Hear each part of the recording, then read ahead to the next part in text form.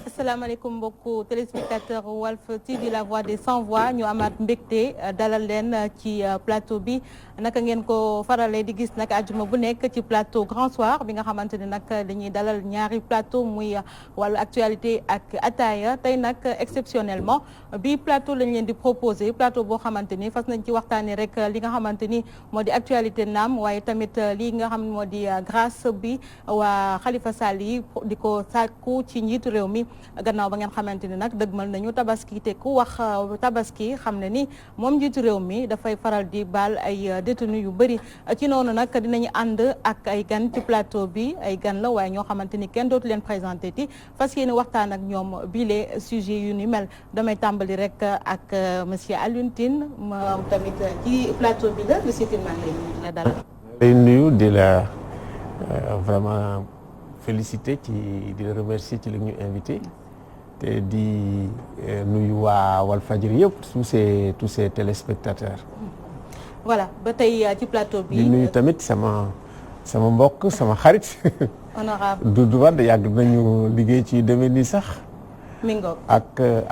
Abou nga xam ni c'est un militant vraiment extraordinaire on travaille depuis le 23 juin. voilà ci ñoom sax laay ëlbatiku nuyu d'abord honorable maa ngi lay nuyu di la dalal yow it ci plateau bi. maa ngi lay fay di nuyu téléspectateur Walfadjri yëpp di nuyu suma xarit suma rakk Alioune Tine am na ay jamono yu bari yoo xam ne yi bu ko situation laajee ci Sénégal ak ci Afrique moo am na ci taxawaay mais taxawaay yu bari bi ma ko mënee doon naa ko ci gunge. di nuyu si suma jarbaat imam maa ngi nuyu di la ziar di la encourager ci taxawaay bi nga xam ne moom ngay taxaw ci réewu Sénégal di la ci sant di nuyu ñëpp. mi ngoog moom Abou Diallo la tudd moom nag mooy ki nga xamante ni moo di coordonnateur Front Citoyen pour la libération de Khalifa Sall di également initiateur pétition boobule pour libération Khalifa Sall Abou ñu nuyu la yow tamit. di incliné wu aussi encore ci mémoire feu Sidi Lamine di ko ñaanal yàlla yokk leeram fa mu ne tey mu nekk plateau boo xam ne bu rëy la si ñun parce que dañu sekk suñu ñaari kilifa donc kenn ki di président Doudou Wade nekk kilifa goo xam ne ci ñun COS M23 commencé ko ci Abdourahmane moom presque mooy suñu papa di suñu conseil jàkkaarloog le président Alioune Tine nga xam ne moo tàmbali révolution citoyenne bu pacifique boo xam ni moo indi transition boo xam ni jàmm ngi fi am ba tey donc ci këram la ñu màggee ci këram la ñu sosee li ñu yor nii tey mu rëy trop xam naa ne tey jotaay bi daal dañ ciy déglu mu ëpp liñ ciy wax. dinañ ci jëlee lu bëri mi ngoog Abou maa ngi koy wax léegi donc mbokk yi lu ni mel nag mooy suñu gan yi nga xamante ni ñoom lañ fas yéene dalal léegi maa ngi koy wax mu aju ci wàllu coordonnateur bi nga xamante ni moom nga nekk ci Front pour la libération bu Khalifa Sall Front Citoyen bi ak pétition bi justement est-ce que mën nga expliquer un peu ban idée bi fan la jógee ci yow yaa initiateur bi est-ce que également amoon nga avalu ñi nga xamante ni Khalifa sax laay njëkk wax ba pare wala sax ay famille am. waaw di la nuyu donc moo tax sànq bi ngay ibbi. foofu la ñuy xaw a rek. peut-être que rectifier waa tuuti. loolu nga wax ne grâce bi waa kër Khalifa ñoo koy sàkku. waa kër Khalifa sàkkuwuñu grâce donc ñun citoyens yi ñun ci suñu wàllu bopp ñun ñoo def benn pétition di demander libération Khalifa Ababacar Sall. libération bi nag ñun dañuy wax ni libération la ñuy laaj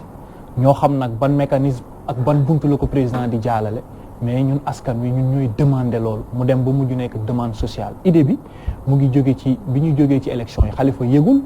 waa kër Khalifa yëguñu donc kuréel yi mu encadré aussi yëguñu ñun ñi nga xam ne yàlla dafa dogal Abdourahmane Sow ñu di ko gërëm di ko sant depuis que ñu créé commission orientation COS M23 donc ci keppaaru président Alioune Tine màggee foofu dafa nekk ay domaines yoo xam ne côté citoyenneté active dañ ci nekk di liggéey côté droits humains aussi ñu nekk ci di liggéey parce que noonu lañ ñu tàggatee fépp foo xam ni ak yelleef doomu aadama laal nañ ko wala salfaañi nañ ko wala néewal nañ ko doole rek dañuy jóg taxaw moo xam nga tudd Karim Wade ba ñu salfaañee ay droits de la défense am Abdourahmane dafa jóg taxaw nañu def conférence presse nañu bind lettre attaqué président ba ñu jëlee groupe parlementaire ñu ne Aïda Mbodj ni ñu jëlee groupe jox ko Modou Diagne Fada baaxul noonu la ñu dem seeti ji Aïda Mbodj porté combat bi ñu seetaanee aussi procès Khalifa Ababacar Sall loolu ñu wax passé na tribunaux yeeg ni ñu ko doxalee ak ni ñu ko déroulé gis nañu salfaañi nañu àqam ak yelleefam lépp lu mu amoon dindi nañ ko ci anam bu jaarul yoon bi ñu xoolee loolu mu dem ba élection yi jàll ñu gis ay kilifa tamit yu nekk ci nguur gi assumer donc am na ci kilifa yu dem meeting assumer ni téye Khalifa Sall ak génn Karim Wade bokk na ci leen yombal ndam li ñu am ñu dégg ko bi ñu déggee loolu xëyaat gis ni ñu libéré Thione Seck ci le règlement 5 boobu ci UEMOA te nangul lu ñu ko woon Khalifa Ababacar Sall toogaat ca biir dialogue bi président ne procédure bi jeexul te dañ ne ni woon war na mën a doon candidat su fekkee procédure bi jeexul bu nu boolee ñetti anam yooyu ñun képp ñu xam ne nag képp kuy xeex ak yelleef di liggéey ci droits humains su dee naa fekkoo dëgg ngay wax te yàlla rek tax su dee loolu boobu domaine mooy sa domaine xam nga ni Khalifa Ababacar Sall léegi ci otage politique la nekk loolu lañ jëlee sabab bi dem fa mu dëkk seeti ji leen dem waxtaan ji nag kuréelu société civile yi ba ñu demee rencontré groupe bu ñoom Guy Marius Sagna seeti ji ñoom Babacar Diop seeti ji rappeurs yu mag yi comme ñoom Daddy Bibson bi ñu demee seeti ji leen waxtaan ak ñoom ne leen kat dañu xalaatoon créer benn front citoyen boo xam ni dañuy bëgg a libérer l'otage politique Khalifa Ababacar Sall initier benn pétition defar benn mémorandum suñu demee wax ci sénégalais yi kan mooy Khalifa Ababacar Sall procédure bi nu mu tëddee coow li nan la demee jox leen ñu xaatim buñ ñu joxee ba ñu xaatim ba mu doy ñu jël boobu interpeller le président de la république bu ñu yeggee nag ca cappaandaw pétition bi ñu déposer ko ci institution yi nga xam ni war na fa pour que Khalifa Ababacar Sall mën a jotaat lépp luy droit civil ak politique. tey jii xanaa ba ngeen initier seen pétition ba tey am na signature yoo xamante ni am ngeen ko dajale ngeen ci lu bëri lim bi fi ngeen toll ci jamono ji ci ñaata la. waaw signature yi sax lim signature yi moom lim bi fi mu ne nii léegi ñu dugg 500000. parce que bi may ñëw léegi lañ ma yónnee ay signature yoo xam ne Italie la jóge donc waa ji dafa yegg si ñu def ko colis xamuñu ma xamuma leen démb aussi ba may animé fële lañ ma indil bi ma nekkee benn bërëb di def benn émission si lañ ma indil ay pétition bi ñuy def évaluation bi indil nañ ma bi ñu demee Thiès keroog sa dëkk lañ ma indil ay paquet la mënuma koo compter mais li ñu xayma woon bi ñu yeggee 200000 après li jot a ñëwaat gis nañu ni mu ngi duggaat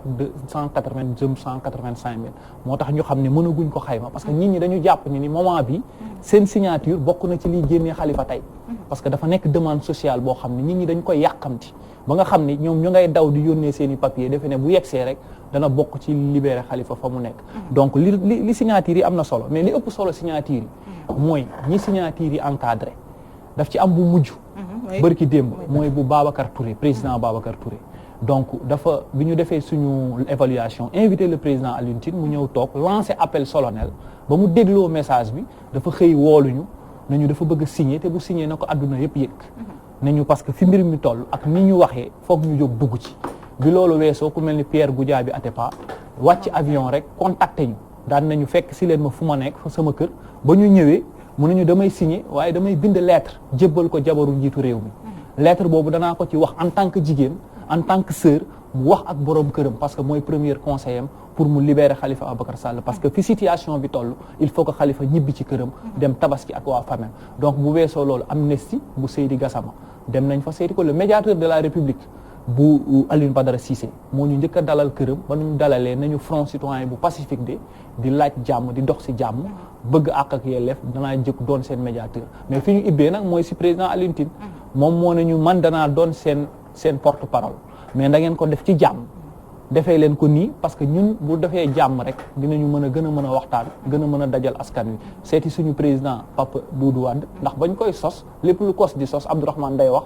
consulter le président Doudou Wade parce que gis nañ ko nangul nañ ko xam-xamam nangul nañ ko aussi dëggum donc loolooy sabab pétition bi te le cardinal aussi ba ñu ko sàkkoo pour gis daf nañu moom moo ñu njëkk a bëgg a gis parce que mbiru Khalifa Ababacar Sall dafa bokk ci seen njaboot. maanaam toutes les sensibilités religieuses yi parce que li sabab pétition mooy dafa nekk mooy pétition bi dafa am consensus. mooy à l'unanimité pour la première fois de l'histoire sénégalais yi reconnaître une victoire Macky Sall ñenn ñi mais pétition bi nekk na lu sénégalais yi même biir majorité am ñu ne man dañuy signer waaye moomu otage bi xëy na dañuy ragal ñu rëq seen digg moo tax bëgguñu fësal seen kanam ñu nangul leen ko it ndax ñu ngay xeex injustice fa ñu nekk. dinañ ci ñëwaat alors président léegi wax na ko yow bokk nga ci ñi nga xamante ni pétition bi yaa ngi koy encouragé di leen ci jàppale bu baax gis nga ni pétition bi dina am benn impact bu mën a am ci wàllum li nga xamante ni ñu ngi ciy dugg te ñu koy sàkku muy grâce bi. waaw man maa ngi leen nuyu Ramatoulaye maa ngi nuyuwaat ñëpp di nuyu téléspectateurs yëpp di leen wax ne maa ngi leen di ziar. di ñaanal sunu mbokk jaay ji nga xam ne ñu ngi jëm ci waayu Arafat. di leen wax si ñoom fa ñu nekk ñu ñaanal suñu réew mu nekk ci jàmm mais jàmm joo xam ne dëgg moo koy laal jàmm ju yaatu jàmm ju yàgg dafay tegu ci justice yonent bi sallallahu alayhi wa sallam bi mu ñëw ci àdduna bi c'était pour rendre la justice. alors problème bi ñu évoqué tey effectivement comme problème yu bari dafay faral di dajale ay nit yoo xam ne yi bokkuñu woon yoon mais dañuy daje ci benn sëlëb yoon benn carrefour boobu bu ñu fa dajee danañu ànd ak diir ci loolu nga xam ne moo leen soxal loolu ñëpp. problème mu Khalifa Sall ak justice ak kaso dafa nekk ci réew mi situation boo xam ne bii boo moytu sax nit ñi dinañ ci ñàkk jom ci kaso. parce que dañ koy fooye am na ñu dem sax jàpp ne ñi xamul kaso te yóbbu nit ñi kaso. dañuy ñaan pour ñoom ñu dem kaso. parce que xëy na ci la ñuy gën a xam kaso. problème bi problème mu grâce la mooy nit ki nga xam ne moo am droit moom rek. ne diw de baal naa ko ay ñaawteefam dinaa ko génne ci kaso bi moom rek moo ci am droit te droit boobu mu am noonu ñun réew mi ñoo ko jox moom dañ ko ne na nga indi justice bul tëj kenn bul nu ko taal xel bul lor kenn mais bu la nit tooñee baa mu tooñ Sénégal bu ñu ko attee ba pare ba atte bi jeex am nga droit ci maye grâce. ngoonte boon ci lool rek bu ñu woon Khalifa Sall am na ci droit surtout que nag dem nañu ba grâce bi. dañu koy jënd. wala ñu koy leb. réew mi am na ku fi am grâce te amul droit am grâce. nga ko fa bind. ñu ko fa bind tey la soog a feeñ. mais bari na ay nit yu demee noonu dañ koy leb baa mu jënd ko baa ñu tayle ko. comme moom nag nit ñi d'accord ne dañ ko tooñ te président de la république moom ci boppam. tooñ na ko. du ma dugg ci ay affaire ay jël na jëlul li ma ci mën a wax te nit du ko weddi. mooy lan. mooy bu fekkee ne dañ ko jàpp ngir cabinet du maire budget boobu. ak dépenses diverses na nga jàpp ne bu ñu amoon kenn ci réew mi jox ko dossier yi 540 et quelques maires yëpp kaso lañ jëm sans exception. 545 maires yëpp. ñëpp kaso lañ jëm. ndax lan ñoom parce que dépenses diverses yooyu dañ leen koy jox dañ leen ko joxe ne yéen maire ngeen. ci lii ngeen di faje soxla yi nga xam ne mënul aw ci préfecture wala aw ci comptabilité. maanaam kenn laaju leen après pour ñu justifier. mu ngi noonu. ñoom ñëpp loolu lañ ko téye te ñu ngi ci yoon. mais comme dañ ci jàpp kenn nag dina am kenn koo xam ñi dina ko dijjanti bu ñëwee dina jàpp ñëpp. ok mais président ci boppam nag loolu parce que mu ngi kaso. mu ne comme nekk na ci kaso bi dinaa fexe ba dootul nekk député loolu yoon may na ko ko. mais yoon may na ko ko bu fekkee ne procès bi jeex na. dafa am ce qu'on appelle une condamnation définitive. moonte président loolu jàppoon. président la mu jàppoon nag moom dem na ba weddi boppam. président moo wax boppam rek jëf ba pare weddi jëfam. barke démb. ci question Soham Wardini mu ne mënagu ko baal. waxoon naa ne dinaa ko baal ca France. bu koy wax ay kilifa français am. loolu la leen wax. dinaa ko baal. mu ne dinaa ko baal barke démb mais baal bi jotagul parce que procès bi jeexul. comme procès bi jeexul nag. président maa ngi lay yëgal ne ngoonte tooñ nga Khalifa de. tooñoon nga ko lu bëree bëri mais tooñaan nga ko. billaahi tooñaan nga ko. léegi nag. nee da koy baal am na ci droit. am na ci sañ-sañ te loolu la ñuy xaar ci moom. nit boo ko bëggee jiite da nga koy mën a muñal. da nga koy mën a tënxamlu. di jéggale daf lay mën a tooñ nga jéggal ko baal ko. mais bu fekkee ne baal bi moom waxoon na ko. te barke démb nee na bu jeexee mu jeex te mu ngi soog a jeex. na ko baal. bu ko baalee ba pare nag. mais bu fekkee ne baal bi moom dafay seet naan bu ma ko bàyyi waxtu bi du ma ko bàyyi tamxarit. maanaam ay calcul du ma ko bàyyi booru tabaski. du ma ko bàyyi koor feet yi du jeex daje yi du jeex. moom pour plusieurs raisons tooñ nañ ko tëj nañ ko tànn nañ ko moom rek pour teg ko daan nangu nañu yëfam te waruñu ko nangu léegi moom moo dese boppam. defe naa ne sax jarul woon pétition. comme moom moo waxoon.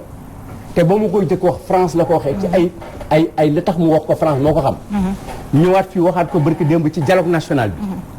président jot na pour nga téye sa bopp am sa fit xam ne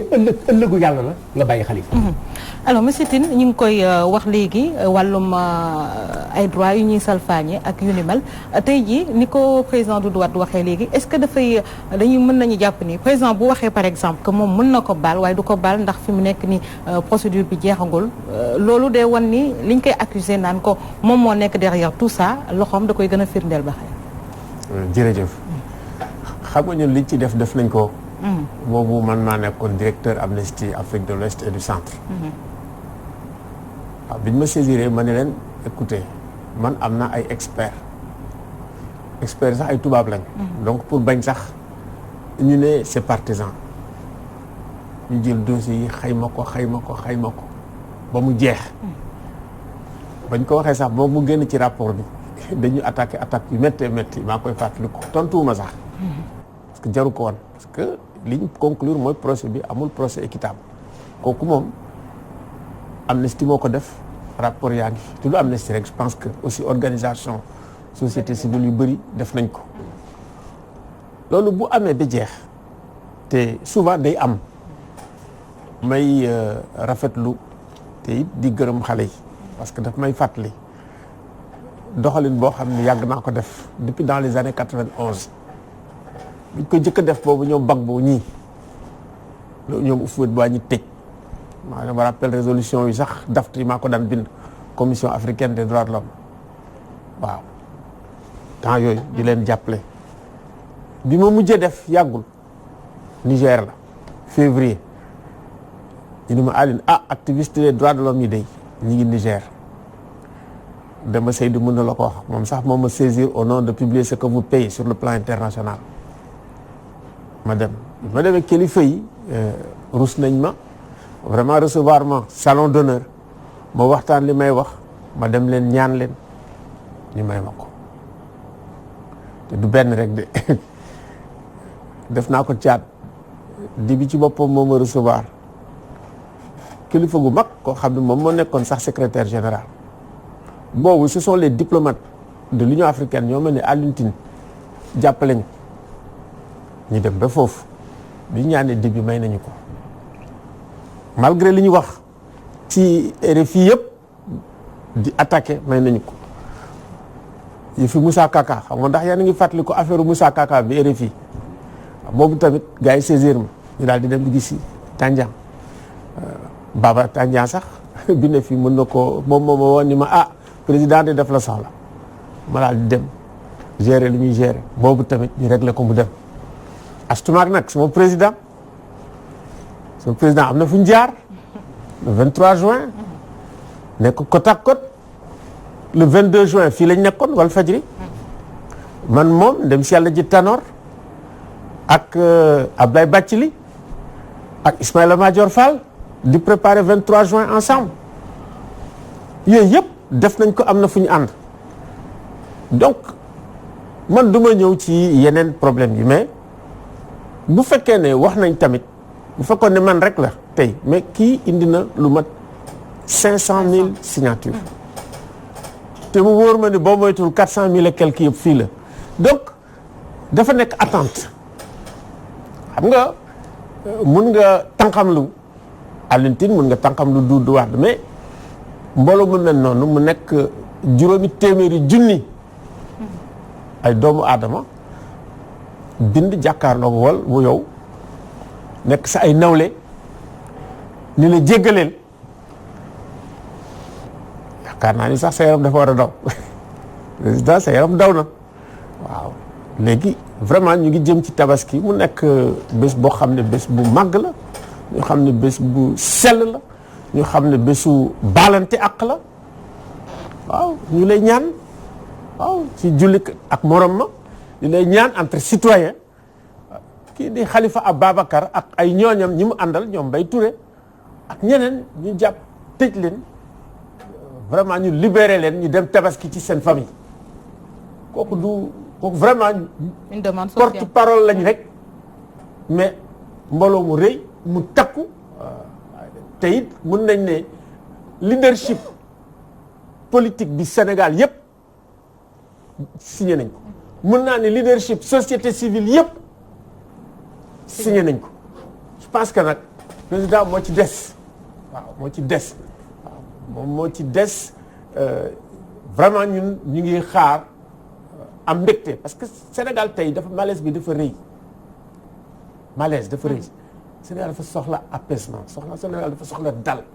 Sénégal dafa soxla waxtaan aw ci dëgg defaraat Sénégal ëllëg coow li dafa bëri lool lépp loo xam ne day wàññi coow lépp loo xam ne day wàññi fitna yow bu fekkee ne yow yaa nekk chef d'état yaa ca war a jiitu ñëpp parce que jàmm bu amee coow wàññeeku yow ci sa bopp ak sa nguur lay gën a jëriñ leneen waaw kooku nag tamit mu nekk loo xam ne dañ ko ci yokkal te maa ngi fàttaliku nag Doudou Wade xam na ko man problème bu daan am sama téléphone laa daan jël ma rappelle bi ñu nekkee Guinée Bissau ma ne ko Doudou gaa yaa ngi préparé coup d'état de procureur général ñëw na wax ma ko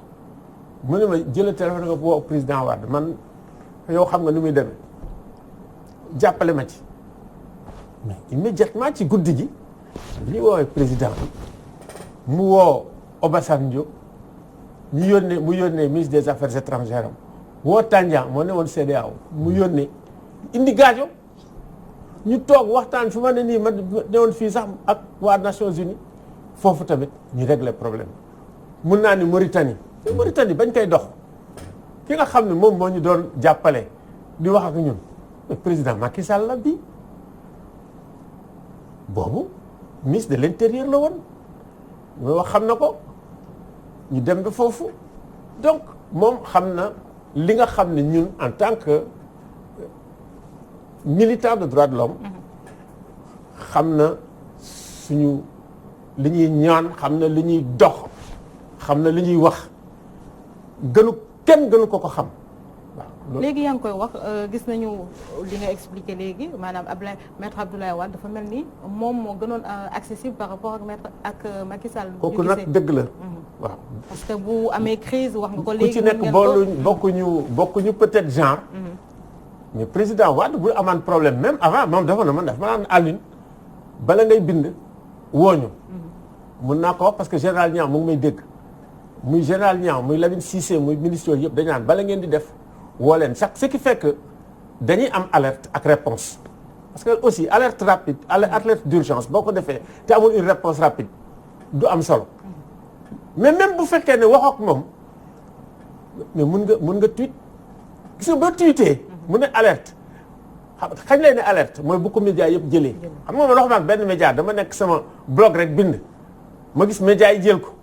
mais kooku alerte la te alerte nag am na ñoo xam ne professionnel lañ ça fait quand même plus de 30 ans ñu ngi ci champ bi dañ ciy tenir compte waaw da nga bu kii dafa war a nekk sax rouge waaw de rouge clignotant le rouge lay doon bu ko defee yow nga jël ko traité ko rapidement defar ko mu féete bor parce que vraiment booy xool fu ne la coow li am booy toog rek nga xool Sénégal tey malaise bi muy sur le plan économique am na sur le plan financier am na sur le plan social am na waxuma la nag sur le plan psychologique su ko defee day nekk atmosphère ak tension boo xam ne day dëgër bu fekkee ne nag da ngay wàññi par benn waaye doo ko yokk waaw parce que boo yokkee tension bi après xam nga fu muy jógee parce que Sénégal ak Afrique lu ci bëri leen di bett di jékki-jékki rek affaire bett leen duñ ko gis duñ ko séntu mais nag am na ay signaux yoo xam ne bu ñëwee bi accumuler di ñëw fees nag mais nag doo xam lan mooy détonateur bi donc bala ngay kam détonateur bi ngay wàññi waaw di dégonfler di génne non bala yëpp di éclater da ngay ñëw di désaxer affaire yi ba mu baax ba la nit ñi waxee nag da nga ko war a déglu bu baax te yaakaar naa ni président dinañu déglu parce que il est très intelligent. Abou yéen par rapport ak grâce bi ba tey dañu gis ni camp bi fi mu nekk nii dafa am na division bu ñu ko mënee wax noonu. parce que am na ñoo xamante ni ils sont pour la grâce ñeneen ñi ils sont pas pour gis nañu sax tamit kenn ci avocat Khalifa yi sax daal ne Khalifa n'est pas demandeur du tout. mais n'empêche yéen seen yoon yéen a ngi ci taxaw ba tey malgré que am na yenn nit ñi nga xamante ni ci biir membre yi daal d'accord ci. waaw mais ñun pour fàttali foofu xam nga demande grâce bi dama wax sànq moo tax ma ne la ci ibi bi. Khalifa Ababacar Sall moom nee na bu bañoon am na lu xam ni su ko nangu woon du dugg foofu ci biir kaso bi it am na loo xam ni su ko nangoon génn te procès bi du jeex fi procès bi jeexee tamit ba mu des président rek war ko génne am na loo xam ni su ko nangu woon génn na bu yàgg mais moom moo ne dignité du ko jaay ndax askanam liñ ko terale liñ ko defal donc loolu honneur boobu nga xam ne lay sàmm ngir njabootam ak ñi ko bëgg ak ñi bàyyi lépp ak ñi nga xam ne ci procès bi lu ne dal na leen ci donc foofu mu toog donc fa lay continuer di toog pare na pour toog fa juróom ba fukki at tant que mu ngi garder dignité am tant que dignité am du yàqu rek mu ngi fay toog mais nag dañu wax njabootam nangul nañ leen loolu parce que nangul nañ leen ni dañ leen tooñ nangul nañ ni dañu tooñ seen kilifa ndax mémorandum bi bu ñuy tàmbali ñu ngi tàmbali Khalifa Ababacar Sall ba mu nekkee 1983 député boobu xëy na yaakaar naa ni njiitu réew mi ñuy wax ni appliquer le droit de grâce bi nga xam ne ñoo la ko dénk ma ngay jàng yeggagul woon pouvoir ba Khalifa Ababacar Sall di yor outil yu maire yi di nekk maire commune di nekk adjoint maire de la ville ci gannaaw Mamadou Diop dem ba jël la ville de Dakar yaakaar naa ni 2009 bi muy jël ville de Dakar boobu le président de la République Macky Sall nekkagul woon président ba ma nga woon ci wetu Khalifa Ababacar Sall donc loolu Khalifa defal Sénégal ca pionnier ba tey donc ñun citoyens yi nga xam ne dañoo màgg jimbi ci Khalifa Ababacar Sall la mu def ak la mu defal Ndakaaru ñun am nañu sañ-sañ boo xam ne ni mën nañu Khalifa mën na bañ lenn ñun citoyens yi ak concitoyens mi ñu jël boobu pouvoir waxtaan ak askan wi pouvoir boobu ñu joxoon Macky Sall te yàgg ko lebal taranga parce que sànq daf ko wax président Alioune Tine daal di ne président de la République na bàyyi na dellu ginnaaw ma ne président de la République bu fekkee dafa bëgg askan wi baal ko parce que dafa dëkk sax dañu dëkk si di ñu tooñ donc majorité dañu dëkk si di ñu tooñ suñu laajee carte d'identité du doy suñu nee organiser leen ñu élection du jaar yoon suñu nee dañoo soxla procès wala justice yu jaar yoon du jaar yoon su nit nekkee ci yoon bu baax ñu baare mais ci kaawu Khalifa Ababacar Sall nga xam ni opposition majorité syndicats yeeg religieux yeeg église bi yëpp d'accord nañu ni dañu tooñ Khalifa waaye waxtu wii mu toll ay waajuram soxla nañu ko ay njabootam soxla nañu ko fii de mën na ci rëccantiku fii une occasion la boo xam ni mën na cee jox Sénégalais yi benn sens boo xam dinañ ko permettre que ñu déglu ko ci dialogue bi muy woote loolu la ñu wax président de la République parce que bi muy ñëw je me souviens président Aline bi président Macky Sall di ñëw di bokk M23 dañ ko doon yuuxoo parce que dañ ne ko duñ la baal li nga 8 ans ya nga def fee parce que bokkoon nga ca ña daan jël décision yoo xam ne di woote sans carte d'identité di yóbbu ay déclarer ay rapport di tuumaal nit parce que ba lii ñuy wax ci caisse d'avance bi boo ko toppee l'ancien premier ministre Idrissa Seck nee na waxoon na nañu ko changer mais moo doon ministre d'état collectivité locale ba ñu waroon changer mbir mi après moo ko remplacer donc mbir moomu bu ko ñoroon du ko def toog na ba am problème ak njabootam muy Mbaye Ndiaye Moustapha Diakhaté muy Abdou Mbow ba ñu tumurankee ba yoratunu benn poste moo fëgg Khalifa Ababacar Sall ne ko ci sa mbaax ak ci sa taraang dimbali ma ci tuuti rek parenthèse parce que yaa ko yëkkati te moom ci boppam amoon na problème man maa ngi fàttaliku bi ma ne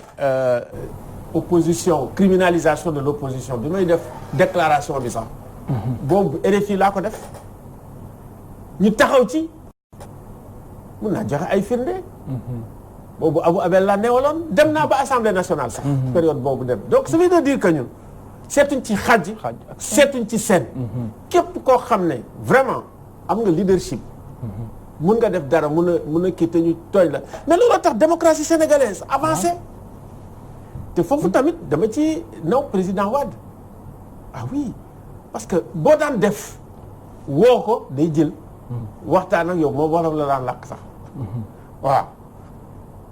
après daal kii ne bon bàyyi naa man maa ngi fàttali affaire Talla Sylla bi di ma ñëw di ko il faut war nañ gisee de mënu ma ñëwal ma ñëw mel na ko bu ko dugal kaso mooy bi mu defee déclaration bu rëy xaw ma ndax fàttali ku ngeen ko ñu toog waxtaan dañuy waxtaan ba pare dem bi ñu génn nag mu ne ma sayee Alioune bàyyi naa ko donc vraiment amoon na foo xam ne tamit daan na lay yëg déglu la boo ko waxee mu dégg damaa toog di waxtaan sax léeg-léeg gaayam yi ñëw naan COP sommet Union africaine gaayam naan nañ jóg dem président léegi mu di toog leen déglu leen ko mais loolu ngay wax dafa am solo parce que damay wax ndamu 23 juin gars yi parfois ñu jóg ne révolution boobu nga sooke woon ndam li ñun ñoo ko moom ma ne leen déedéet président Abdoulaye Wade moom ndam li parce que moom moo ne yéen ñi d'accord ñëw leen fii ñi d'accordul ñëw leen fee waaye nag doole ak souveraineté peuple majorité bi d'accordul la ëpp ba tax na ba ñu fa dajee mënatuñu contenir foofu ñu retirer li ñuy mandat bi ñu joxe woon donc kooku autorisé loolu dañuy wax ci président Macky Sall léegi bi mu fi toogee ba léegi moom ma nga xam ni loolu ba muy xew ànd nañu ak ñun ñu reconnaître ko te président Aline war na la delloo njukkal yow soo ko ñaanee da la war a may ndax deuxième tour bi ñu jàllee ce discours ak discours Mame Adama dañu ne xam nañu ni Macky Sall mii moo jàll kon ñun ñëpp àndoon nañu ci xeex bi mu jàll nañu bàyyi si lépp lu nu meroon parce que xamoon na ni am na lu mu sekkoon ak Idrissa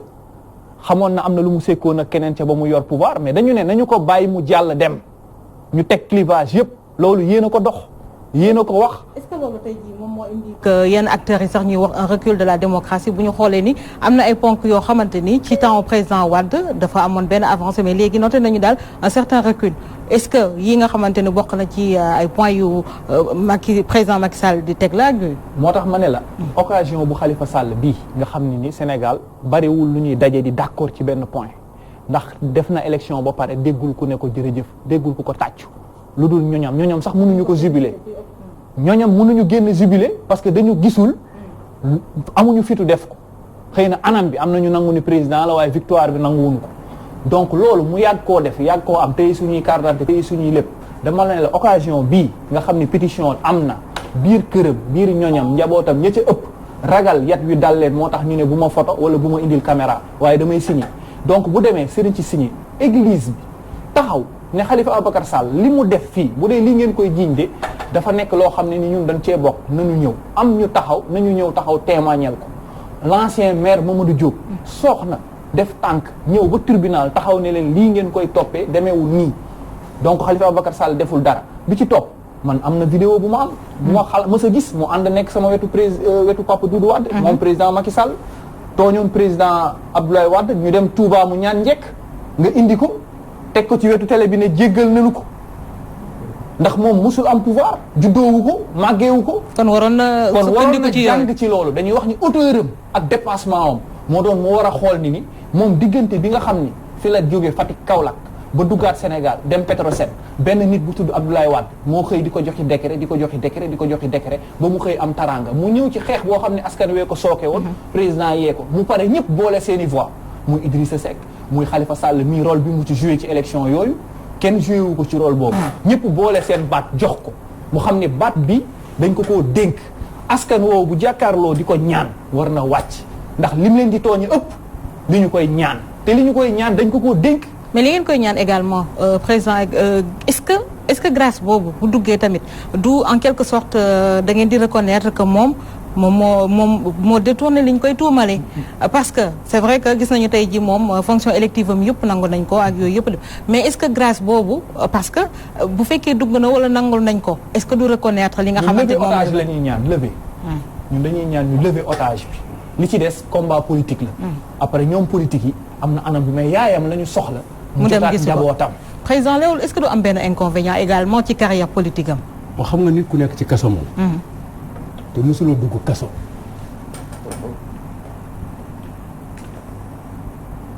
dafa jafe nga mën a atte la mu nekkee moom ak la mu muñ dama dem ci kaso yu barke démb par hasard entre par 2 minutes gars yi di génn en masse ma xool jigéen ñi bari man waaw lu xew pourquoi ça patron bi ne ma jigéen ñi dañuy ma ne ko lu tax jigéen ñi bari mu ne ma da di ree quoi da di noppi ma bàyyiwaat ba jigéen ñi nga ñuy dugaat ma compter 16 jigéen yuy seet si prisonniers ak 6 góor ma ne ko wàññi naa leen léegi 22 la lu tax mu ne président kaso moo metti kenn rek moo fi mën a fekk ni muy jigéen ma ne ko pourquoi mu ne ma ñii seen doom la ñuy seet si ñii seen jëkkër ñii seen far ma ne ko mais ana papa yi mu ne papa yi dañuy démissionné moonte yaayu Khalifa Sall ñii ak ay sëram bu ñu laajee lii man defatuma ko problème ni ko gars yi demande sociale bu fekkoon ne nekkoon ne demande sociale jeex na ba président waxee ne bu paree dinaa ko bàyyi problème bi jeex na alors maintenant dafa am ay wax ju fi juddu ma di ko rafetlu di sant suma borom bu baax a baax li nit ñi war a sante boromam yomb na parce que ci commencement ba léegi dellu nañu gannaaw lu bari dellu nañu gannaaw sur le 22 juin ñi fi nekkoon ànd ak Macky Sall ci situation boobu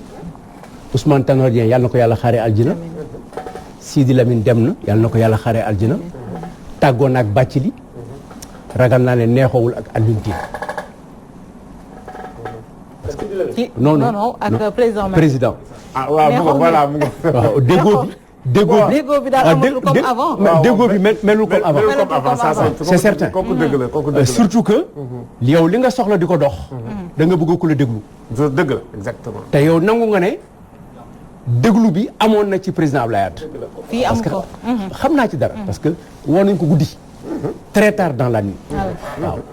moom mi dugal na ma ci loo xam ne lii sama yoon nekku ci woon moom mi ci ay situation yu carabiné Abdoulaye Wade ci loolu ci jàmm daf ci utiliser politique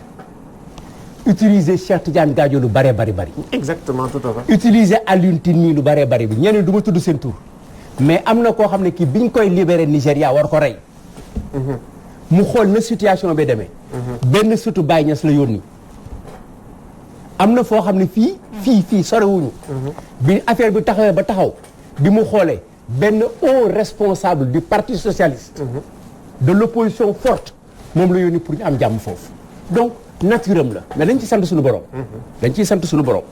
et di rafetlu aussi souvenir yi ngeen ci def yëpp moo lay wan ne que président de la République moo am problème. mais est-ce que loolu tamit du question de génération xam nañu ne ab président Wade il était xam nga moom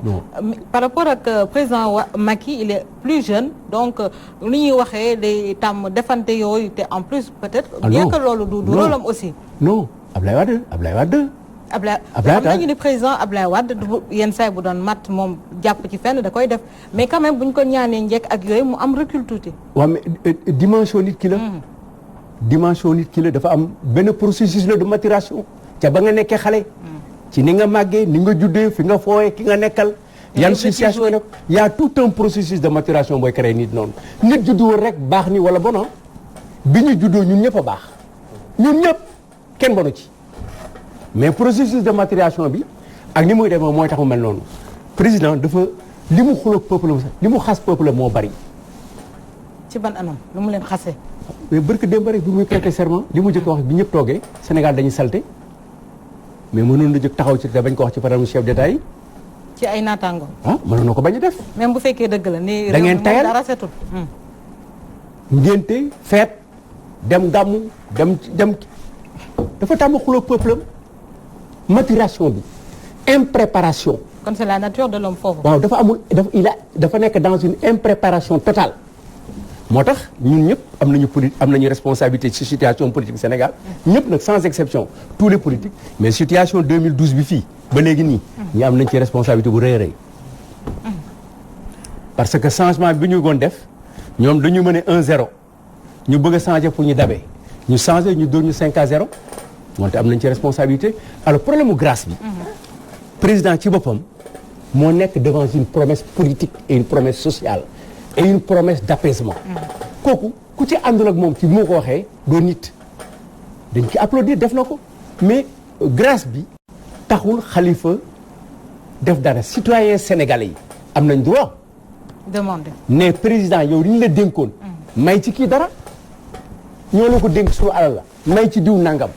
donc boobu nag léegi li ci sa moo ci des mais président bu fekkee ne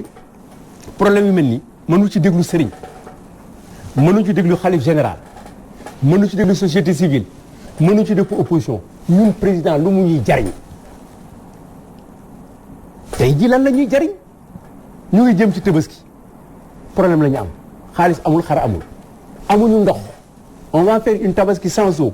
on lui demande ci li mu am doole bi ñu ko jox na bàyyi nit mu fekk yaayam ak papaam mu gis leen moo gën ñu nekk dans des moments boo xam ne moment bu difficile lay doon dina bëgg a jóg këram pour seeti du ko mën parce que ay tànk mooy diis dañ koy yeew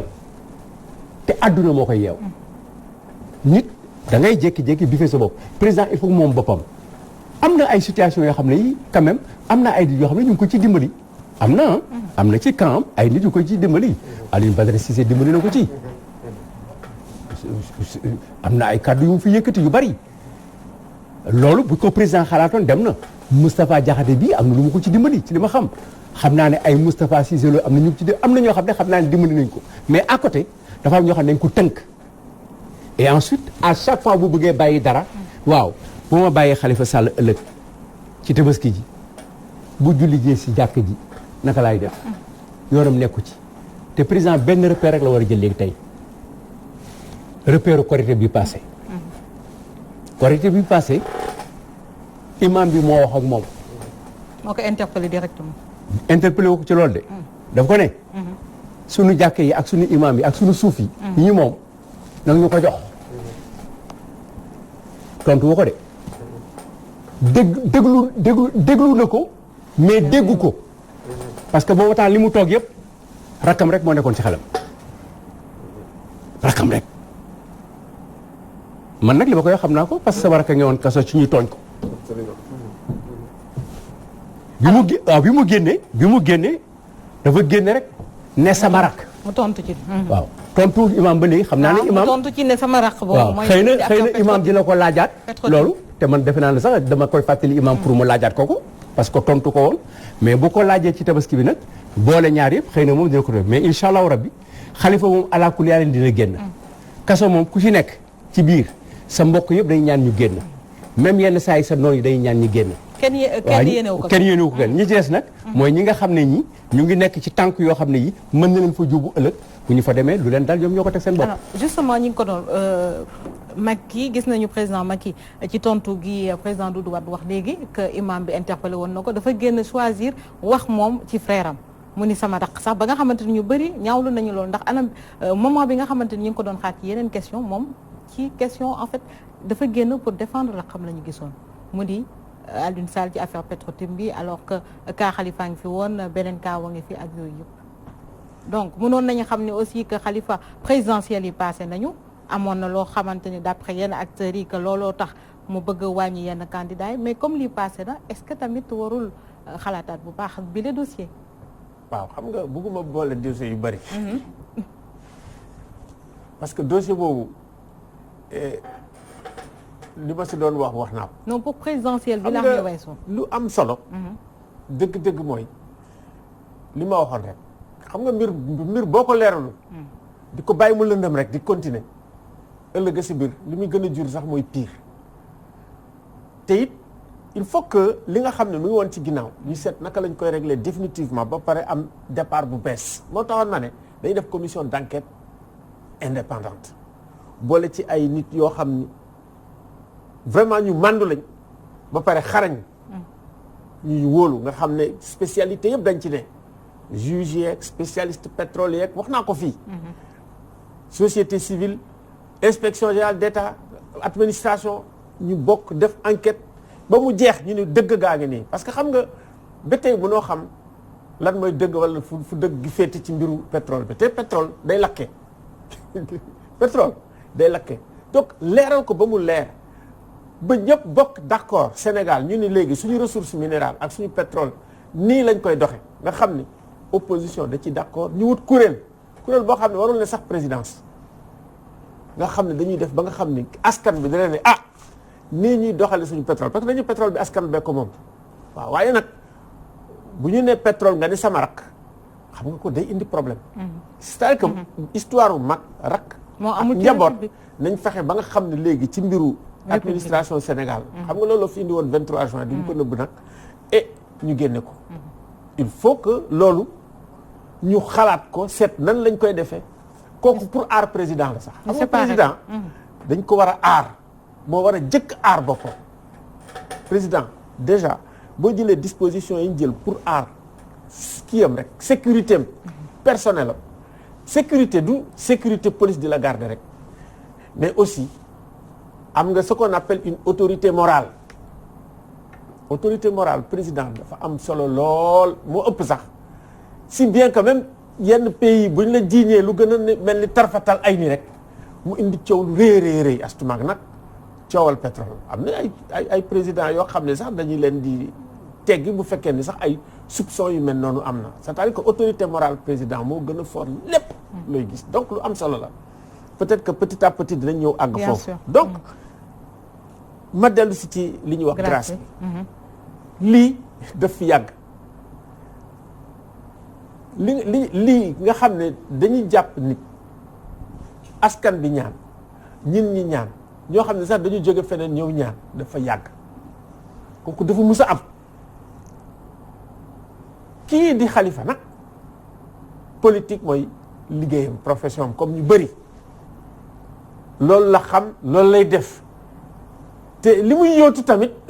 dafa rëy ça veut dire que man dama bëgg nekk président de la république loolu ko dugal kaso du leneen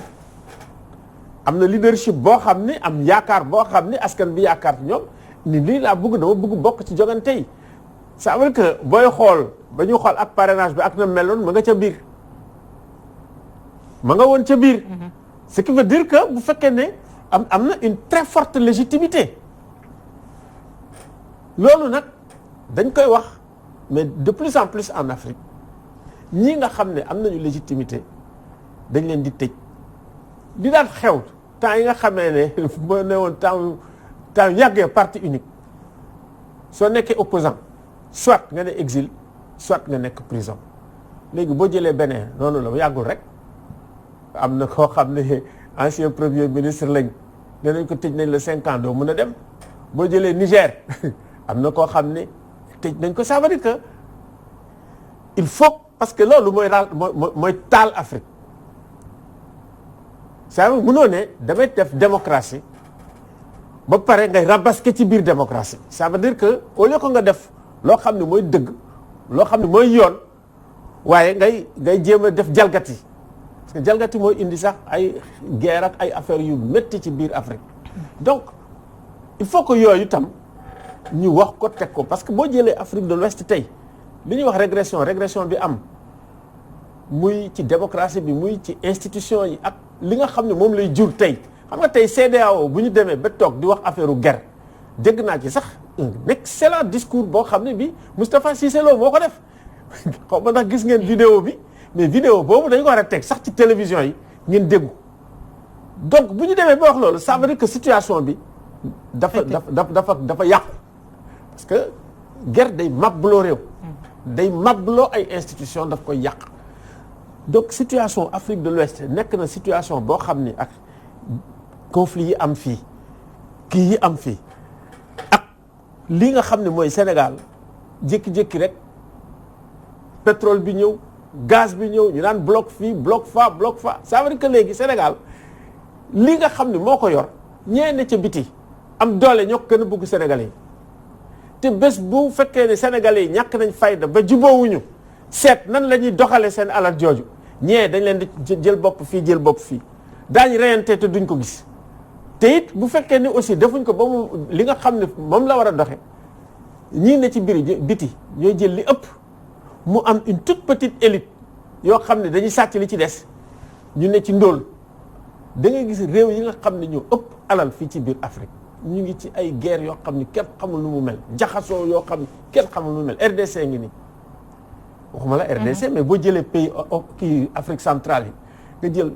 République centrafricaine mi ngi fi mun nga jël Congo Brazzaville mi ngi fi te it da nga jékki-jékki rek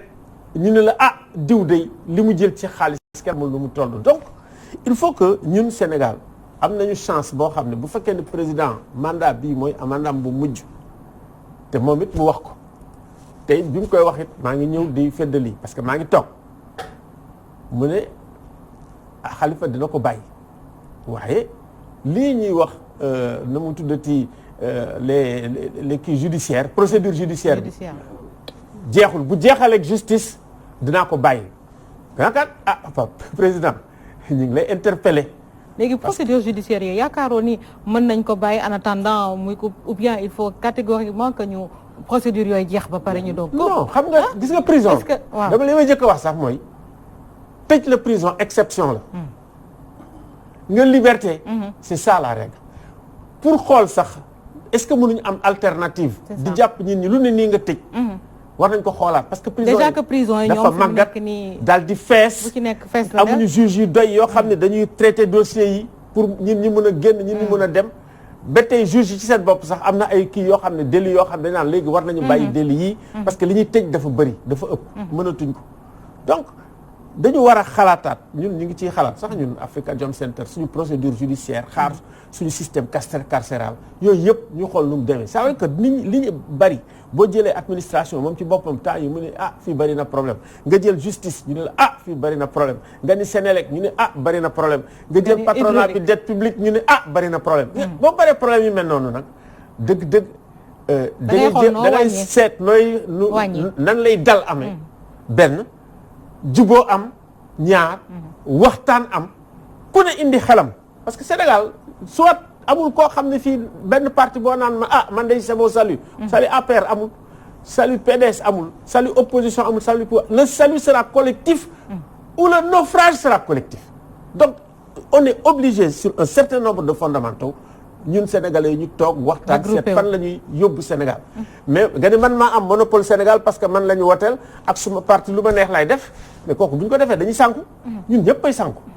alors Abou par rapport ak grâce bi toujours xam nañu tamit grâce bi boo amee ba tey du comment on dit la grâce ne fait pas disparaître les peines subsidiaires est-ce que ragalu leen ëllëg aussi ndax contrainte par corps am na fi xam nañu yooyu yëpp mën na est-ce que duñu dem ba ëllëg tamit loolu dab ko waaw non loolu li ci am solo mooy position bi Khalifa nekkee lay fàttaliwaat mooy xam nga nee na bu ma bëggoon bu ma bañoon dugg am na loo xam ne su ma ko defoon du ma dugg ci biir it su ma bëggoon génn am na loom bu ma ko accepté woon génn naa moom ci boppam moo bëgg génnin bu rafet ni mu duggee woon set bañ na ko ba ci procès yëpp ñëpp gis nañ ko ci nataalam ci reetaanam ci mbaxaneem ci yëreem lu weex la doon sol ñu nangul ko noonu la bëgg a génnee sans condition parce que génn nii dafa bari façon xëy na moo tax benn instant moom mu taxaw fi mu taxaw campé ne man de Khalifa Ababacar Sall pare naa pour muñ gu taaru ki ma fi teg ni ma fi dugalee ba mu bëggee ma dugg fi def na fast track ay décision am jël procédure boo xam ni dama wax ni le procès Khalifa Ababacar Sall président Tine ak président Doudou Wade il faut que mu amaat un tribunal boo xam ne nii tribunal de l'histoire bu ko attewaat parce que xale yi jot a jàng droit am na seen xel fu mu si jiixee parce que ci procédure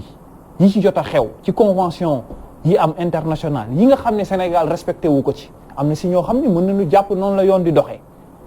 ci procédure Khalifa Ababacar Sall aussi ni ñu doon traité procès bi ak comportement yi ci avocat yi amoon ak juge yi ci amoon parce que dama wax ma ne le président bi assesseur boobu jëlee Maguette Diop jëlee décision bi bàyyi Thione Seck annulé tous procédure am mais l'union des magistrats dafa waroon taxaw ne lii ñun la ci suñu biir faw ñu waxtaane ko parce que kaawu Khalifa Ababacar Sall bi nañ ci teg loxo parce que li ki def lii juge la ni ñun te biir juge yi am na si ñoo xam ni ëllëg xëy na mën nañoo doon lu ne ci réew mi ñeneen ñi bëgg a doon juge aussi dinañ jaaxle bâtonniers yi aussi moom ñoom it ordre bi war nañu xool avocat ba waroon présent wul te ñu nangul ko kële donc te ñu gis ni en général procès boo xam ni kat bu ñu bëggee bàyyi rek dana la gis nga am audience ak président de la République. bëgg wax comme cas bi sànq bi ñuy wax affaire médicament bi nga xamante ni mooy Souleymane Teliko kase na ko kase grâce boobu. waaw xam nga moom moo indi li tax ma ne dama jaaxle parce que suñu président de la République dafa bari lu muy fàtte ci li ko parfois ci yu ma jaaxal. parce que ma gis mu ne benn rapport IGE gisuñu ko woon. mais gisoon na bi ñu ne ko woon recommandation la waxuñu la woon information judiciaire te ca wet nga amoon na information judiciaire boo xam ne woon na lii bi ci toppaat mu ne bu grâce bi gisu ko. dañ ko see sërëxal beneen bi ci topp moom président de la république ne procédure bi jeexul conseil constitutionnel ne leen kii mënul nekk candidat donc yooyu yëpp xew na te moom mooy président conseil supérieur magistrature te candidat yi bëggoon wax ak askan wi yëpp nee nañ dañoo bëgg dog buum googu parce que xam nañ ni foofu dafa xaw a indi un peu jix-jax donc loolu bari na lu mu ñu ci interpellé ci domaine yooyu donc moom président de la dañ koy wax mu indiwaat xelam ci domaine yi nga xam ne askan wi dañ ko bëgg parce que li muy fàtte bari na parce que su fekkee am na rapport boo xam ni rapport bi kat adversaire politique bu koy gêner la boobu moom daf ci gët gi da ciy leer nañ mu am ci pas-pas am ci taxawaay yi nga xam ni nag dafa bokk ci moom parce que suñu papa wax na ko sànq la ko intéressé ci rakkam ba ñu waxee ca Khalifa daf ne sama doomu baay la bu procès bi jeexee dinaa xool nu ma def ma déggoon sama papa moo wax bu rafet mu ne xaw ma mënoon na utiliser doomu ndey ndax mbokk ndey koy jur ndax doomu baay dañuy wax bu lekk reer bi bàyyi ma donc mu nekkoon benn bu ma neex xam nga doomu ndey bi ñu ko laalee xol bee yëngu imaam wax ak moom déggul waaye doomu ndeyam tribunal de l'opinion moo ko jugé fu mu romb ñu ne ko suñu 400 000 fu mu dem en tant que maire ñu ne ko déedéet fa mu dëkk Guédiawaye Ahmed Aïdara ko fa gën a libre moom mi ñu fa fal donc moom fu mu romb ñu ne ko 400000 wala na dem dugg ci kaso bi parce que daf ñu ameel xaalis tabaski sax jàpp nañu ne ni moom bokk na ci li tax tabaski ji jafe moom rakkam donc beneen tribunal de l'opinion def presque 500000 signatures am ci consensus si ñoom ñëpp ne dañu tooñ Khalifa Ababacar Sall tooñ gi ngeen ko tooñ lenn de gis nañu ni war na indi apaisement war na indi paix sociale mooy libération te loolu dama ci interpellé waale ñi ñu dénk dialogue bi muy Famara Ibrahima Sagna yar Khalifa Sall mu ne woon ci njabootam mu ne woon ci seen état ba ñu ko dénkee dialogue bi man de dama ne woon Famara Ibrahima Sagna moment boobu Khalifa nekk ci kaso bi du ko accepté loolu laa jàppoon le général Niang nekk na ministre de l'intérieur amoon ay information kenn gënu ko xam li xew Sénégal xam bulletin d'information yi tey bu ñu la dénkee dialogue politique bi mais Khalifa Ababacar Sall li mu représenté ci Sénégal ñoom xam nañ ko parce que koo xam ni parrainage tëwu ko koo xam ni ba muy dem élection présidentielle Thierno Alassane Sall nee na président woo na ko mu ne ko kaa ñu ànd rek ñu bokk benn liste 2014 ndax yaa ne ci capital bi ndam li rafet ci sa wet ñu bokk ko man bu ma demee dinañ ma falaat parce que bañ ma falee 2009 damaa bàyyi woon mbubbu politique mbubbu lépp jàkkaarloog askan wi taxawal ndakaaru ci taxawal ndakaaru googu ma taxawal ndakaaru sa njaboot yëpp laa boole woon uuf bañ amoon nga ci sama sa biiram fa la Mbaye Ndiaye nekkoon ci biiram la Benoît Samb nekkoon ci biiram la Abdou Mbow nekkoon ci biiram la Moustapha Diakhaté nekkoon parce que barki démb dégg naa ko mu ne du signé pétition bi moom Moustapha Diakhaté te Moustapha Diakhaté bokkoon na ci ñi nga xam ni bu fekkente ne ni am na ñu gënoon jege Khalifa Ababacar Sall ca la bokkoon ci biiram aussi ca ñey laaj tey mairie Dakar te nekkoon président commission finance muy grand Serigne ca la ñu bokkoon Khalifa Sall oyofoon na oyof boo xam ni mën na xëy këram doxee ba fii doxee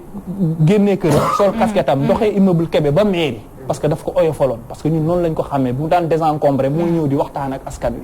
donc boobu sax ñoom Mbaye Ndiaye yooyu Moustapha Diakhaté yooyu ak Ablaye Matar yooyu tey ñooñu ko daan dar sax bëgg ko def ay defal garde corps moom ci lu mu nangul woon tey ñooñu bu ñu amee liberté tey ba mën a ñëw taxaw ci wetu président de la République di jël yenn position yooyu ci Khalifa Ababacar Sall war nañu fàttaliku démb te xam ne Khalifa ba mu jëlee mairie 2009 dafa uufoon ñëpp boole woon dossier yëpp boole woon ñëpp donc kuréel gi amoon Benno Siggil ak assises yi donc moo fi njëkk a teg jury d'honneur daal dina damay déclarer patrimoine moment bi ñuy wax procès bi di ko tudd ci IGE amoon na ARMP bu taxaw ne c'est le meilleur élève du Sénégal moo tax ma ne woon man Forum Civil ñoom ñoo waroon porter combat bi parce que ku ñu dénk budget ay milliards et milliards ñu taxaw ne marché public yow gis nañu ne yaay meilleur élève donc bu fekkente ne ni war nañ laa woo ci caisse d'avance 1 milliard ci loo xam ne ni da nga ko fee fekk te yow pare nga ne nañu déclassifier rapport bi nee nañu pare na man de homme d'état la mënuma déclassifier loolu parce que Khalifa loolu lañ ko yaree ci état la juddoo ci la màggee waaye déclassifier leen ko ñu leeral askan wi wala ngeen yóbbu ma CREI su ngeen ma yóbbee CREI de moo ma gënal ndax foofu libre naa pour mën a wane sama bien yëpp xam ne ni aw ma ci leen ngeen xañ ko loolu yëpp ma yaakaar ni ñi nga xam ne ni ñu ngi fi taxaw di wax ak président de la République ñu war ko mën a fàttali mu indiwaat xelam xam ne Khalifa Ababacar Sall li mu amoon yëpp joxe na ko ci wane njubam li mu amoon yëpp joxe na ko ci wane mbaaxam donc ci loolu combat politique bi ñun suñu yoon nekku ci mais Khalifa Ababacar Sall ci boppam ñun xam nañ ni am na njaboot gu ko mën a xeexal politique parce que def nañ lu ne pour démanteler ay groupe am def nañ lu ne pour xoñoñal njabootam mais ba fi may wax ak yow njabootam a ngi ci wetam dindil nañ leen lépp jox nañ leen mairie Dakar bàyyi leen kees gu vide mairie bi kenn xamul ci lu fay dox ku ci ne sa commune d'arrondissement projet ya fa amoon dara doxatu ca donc Khalifa Ababacar dañ koy fekk ci kaso bi sax di ko ñaan xaru tabaski pour wan la ni importance bi Khalifa Ababacar Sall amoon ci Sénégal parce que secours yi mu doon joxe ci ville de Dakar tey jii nii am na lu Seynabou Wade wax mu daw sama yaram mu ne bi ñu jàppee Khalifa Ababacar Sall am na xale bu daw ñëw ne damay témoigner parce que 3 ans yi sama yaay wér Khalifa Ababacar Sall moo ko doon dimbali ci muy def fajam yooyu ci affaire u dialyse bi donc ma gis président Doudou Wade def acte bu rafet taxaw ne damay témoigner si pour wan ni Khalifa Ababacar Sall mës nañu sëkk daan. mais am na ñu bëri sax ñu ci cité woon tamit. ñoo xamante ni leen doon foofu laay wax dama ne foofu li may wax mooy occasion bi c'est le moment ñu wax dëgg sànq da ne ba nañ ko teg ci dëgg. mooy imam yi ñu war a def xutba yi jëm suba. gannaaw suba mais imam yooyu balaa ñuy dugg ci xutba bi ñoo war a wax président de la République dañ lay oyofal yéen bi libéral Khalifa Ababacar Sall parce que jullit du fekkee fu ñuy tooñee moroomu jullitam ñu noppi parce que tooñu Khalifa Ababacar Sall ëpp na imam bu tiim président de la République jàkkaarloog moom te waxuloo ko ni lii nga tooñ parce que yàlla dane ànduma kuy tooñ Serigne Mansour Sy Djamil bañ fa demee loolu la ñu wax ki fiite kii tooñ sax dama koy tooñ te yow yàgg nga ñoo tooñ ndax jóge nga fi dox sa tànk dem ba France Marcel Charlie Hebdo te suñu yonente lan tooñoon sénégalais yi baal la boo duggee ci gàmmu yi defal la mais peut-être que yéen tooñ bi ngeen di wax moom jàppewu ko noonu parce que justice moo doxal yoon. waaw mais justice enquête moom moo xam nga dañ ne procès bu équitable du moom parce que moom nee nañ ko bu en fait mi nga naan moom loxoom moo nekk ci ginnaaw léegi grâce bi yenn c'est vrai que grâce bi moom mën na ko maye mais est-ce que tamit ragalul ñu ni liñ ko doon reprocher lii la en fait que moom moo nekk derrière tout ça. bëgg mais loolu consensus le Sénégal. ndax léegi dafa consensus le Sénégal dañ lay wax ni booy yëngu at moytul parce que dañu gis procureur ci dossier Khalifa Sall bi procureur bi dañu defoon ne ni sax dafa jëm mbapat comme niñ lay jàjjee ndax dossier bi daf ci àndoon ak pas-pas waaye bii nag bi ñu laalee doomu ndey bi doomu baay bi moom dafa àndoon pas-pas mais bi ñu laalee doomu ndey bi boobu dane kaay leen témoigner yéen ñu am preuve ñëw leen donc kee moom dafa yegg si rek Samba Sall ne ko mandat de dépôt ngi noonu Khalifa bërki démb la mandat de dépôt mu jeex bi Cour suprême pare mais benn simple mandat de dépôt loolu aussi war nañ ci di wax mooy li nga wax dafa am solo léeg-léeg juge xool la rek defal la mandat de dépôt demal toog foofu te jot na nag Khalifa Ababacar Sall li mu liggéeyal Sénégal ci Union africaine tey Jeux olympiques 2022 ku piloté dossier boobu ba tey président dem jëli ji ko ànd ak Soham Wardini Khalifa Ababacar Sall ci li ñu nettali parce que homme d'état la du ñu bëgg di wax lu bari am na fu Sénégal daan am situation boobu ñu ngi nekk benn kuréel Benno Bokk Yaakaar mais influence su Khalifa Ababacar Sall le président daan utiliser ci xaritam yi au niveau international pour ñu dimbali Sénégal tey taxaw yi ñu taxaw blocage yi am yëpp mën na am Khalifa Ababacar Sall buntu yi ak caabi ya nga xam ne ni moom ñooñu ay xaritam la parce que nee naa la ba muy nekk 83 député moom mu ngi nekk première wala mu nekk première année université kii boobu lay nekk la dégg député ci boobu la dégg ministre commerce donc kii relation am ak ay ouverture am ak influence internationale am xëy na mag na ko ci lu bari tey tëj googu mu ko fa tëj ma ngay yàqal boppam ma ngay yàqal Ndakaaru ma ngay yàqal capitalam donc loolu la ñu wax ni moom président de la République dafa jot ñu sensibiliser ko moo tax option pétition bi nekkul woon wàcc taal pëna nekkul woon taxaw di jàmmarloog askan bi ni ñu ko président conseillé woon mooy dañ doon sensibiliser di ko wanaale ni profilu kii nga téye fii ci biir fekk mu ngi ci biir jàppal ni ñu ngi ñàkk ay milliards jàppal ni am na matière grise ak benn cerveau pointu boo xam ni àdduna soxla nañu ko parce que tëj nga koo xam ni mais sommet Africity bu ñuy jël carte dañuy njëkk a rendre hommage Khalifa Ababacar Sall ne nañu ko bàyyi donc tey Sénégal li fi nar a xew yëpp Dakar fa mu tolloon fi Dakar toll tey ba Dakar ñëpp soxla ko mais moom moo yóbbu foofu Dakar donc tey jii nii yow président de la République dafa jot ñu sensibiliser ko waxtaan ak moom parce que tamit gis nañu ni buur moom ni ko Serigne Cheikh daan waxee problème yi ñu am yëpp mooy entourage seen entourage moo leen di jël otage donc du ñàkk ci otage boobu mu nekk xëy na ña ciy wax dëgg dafa néew wala ña nga xam ni poosam la ñu soxla aussi dafa néew wala aussi dañu nekk ci régime boo xam ne ni homme d'affaires yi ñoo ci ëpp léegi. ok président gis nañu également que par rapport ak affaire Khalifa Sall bi toujours maire association des maires du Sénégal ñoom ba tey seen kàddu néew nañ ci gis nañ ci ay maires yoo xamante ni même bàyyeekoo nañu biti réew ñëw sax di ci dugg ba nga xamante ni dañ leen doon sax maanaam reprocher ingérence bu ñu xamante ni ñu ngi koy am fii mais li ñuy seetlu daal mooy néew na ci wala bu fekkee am na ñu ci wax am na lenn loo xamante ni ñoom ñi ngi koy sàmm wala ou bien seen poste yooyu wala nan la demee ba nga xamante ni waroon nañu mën a am taxawaay koo xamante ni kii comme moom mooy maire capitale bi tamit. xam nga association des maires ak. maire yi sant faral Géejawaay ak maire yi supporté Jaraaf ak amul importance. parce que association bi du association dara ay nit yu d'accord la rek bokk tuur Walfadjri mën ngeen def benn tuuru ataaya. am ñu ci bokk am ñu ci bokk dara. tuur la rek daal waaw tuur la de ça n'a rien à voir. te tuur bi ku ko jiite aussi ay la yéwén li tax mu jiite ko c'est parce que dafa nekk rakku président de la République. da ngay commencer fii Alioune Tine commencé woon ci départ bi. Khalifa Sall dafa tooñ Macky Sall noonu laa ko tuddee parce que dañ ko woo ci politique ne ko kaay jàppale ñu bul nekk candidat bu bañ ko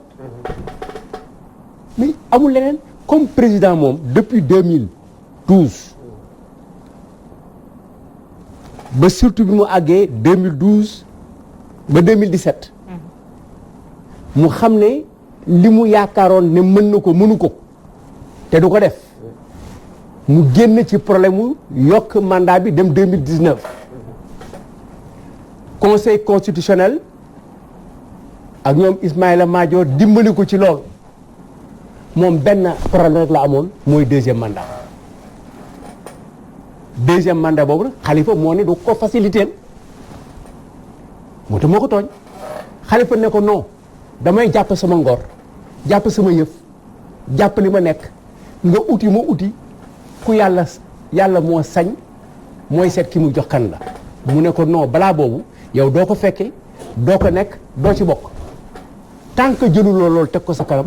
problème bi sa wax ci dafay dal di jàpp dafay dévier loolu donc loolu mooy indi li nga xam ne loolu moo jur procès bi gën a gaaw ci Sénégal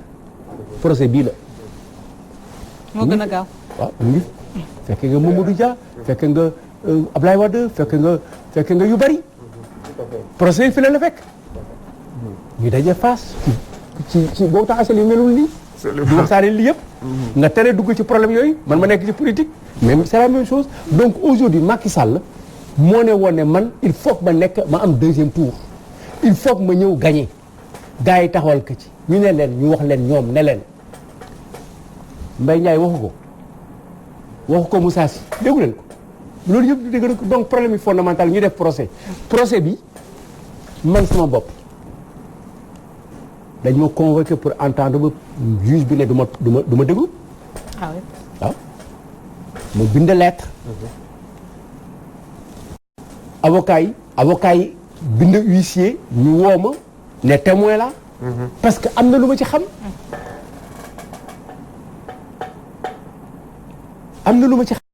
révélé wala nga wax génn ci wax ci révélation du révélation c'est-à-dire que am na ay documents yu wane ne nii lay doxee Moussa Ndoye ngi dund Souti Touré ngi dund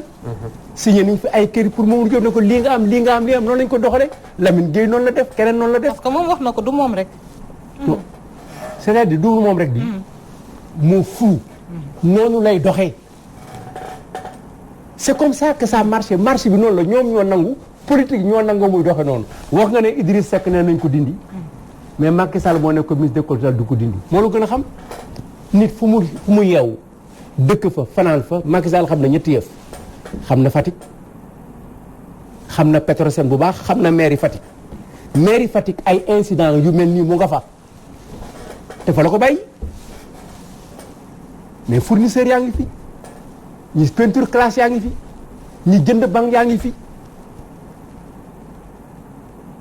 noonu la suñu réew yi di doxee problème bi mooy nga renverser ko moo tax ba bu ñuy gracier président war ko signé ñu dugal ci ñoo xam ne kenn waruñu leen gracier ñoom demaguñu sax tribunal am na wala amul mais am na lu ko fa dugal ki ko fa dugal am na ca intérêt muy doomam wala muy rakkam wala muy doomu ndeyam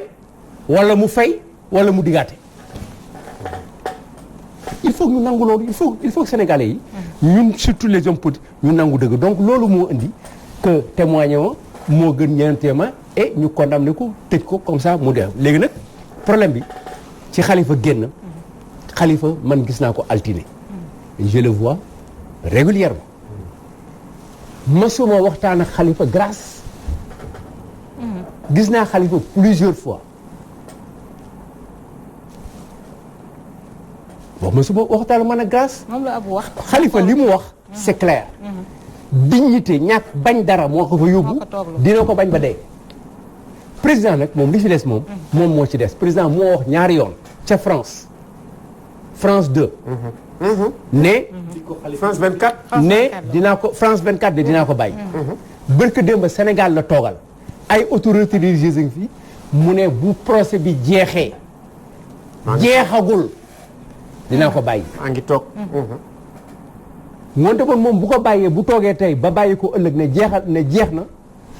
parce que mu ngi soog a jeex après nag ñu seetaat leneen li mais moom kooku problème la moom nit ñi amuñu problème président moo am problème ci kàddoom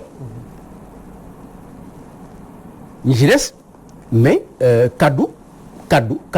nit kaddu jullit kaddu politique je pense que imam yi war nañ cee dugg am na non dañu am sax xutba ñoom am nañu sujet bu ñu non seulement am nañu xutba ci li nga xam ne sénégalais yi laaj nañ ko ñaan nañ ko ñu ngi nii ñoom ñoo ko ñaan ko te imam yi xam nañu Khalifa daayira xam nañu Khalifa li xale yi def nii bari na ay imam ak église bi ak ay chef église bi wax na. waaw. église bi day wax. attention l'église a parlé ah. bien sûr exactement. l'église a parlé. wax nañ waaw boo waxee rek ñoo da nga sara non man mënuma nekk jullit du ma changé man du ma changé sant du ma changé tur du ma changé diine. mais dama ne ñi ci war a wax bari na. jël tàndarma koor yi jël azakat yi ñu jox leen xaalisu jàkk yi defal leen ay tapi ñoom war nañu toog sax ëllëg ñaanal xalifa ne yàlla génn dëgg la. donc président moom nag moo ëmb ñooñu ñëpp ñooñu waroon yëpp te laaj ñu président moom mi ne man dinaa def nangam président yow yaa am cër yow la réew mi nekk sa loxo ku ko nangu yow la ku ko nanguwul yow la réew mi yow rek yaa ci am sañ-sañu grâce sañ-sañ boobu nga xam ne nag réew mi moo la ko jox te jox la ko te mu am koo xam ne kii am na loo leen jote sa doomu bàyyi la woon waaw tey bu reer bi ba ko li ñu gis président mooy différents régimes yi nga xamante ni amoon nañ fi ku ci nekk maire bi nekk fii day nekk soit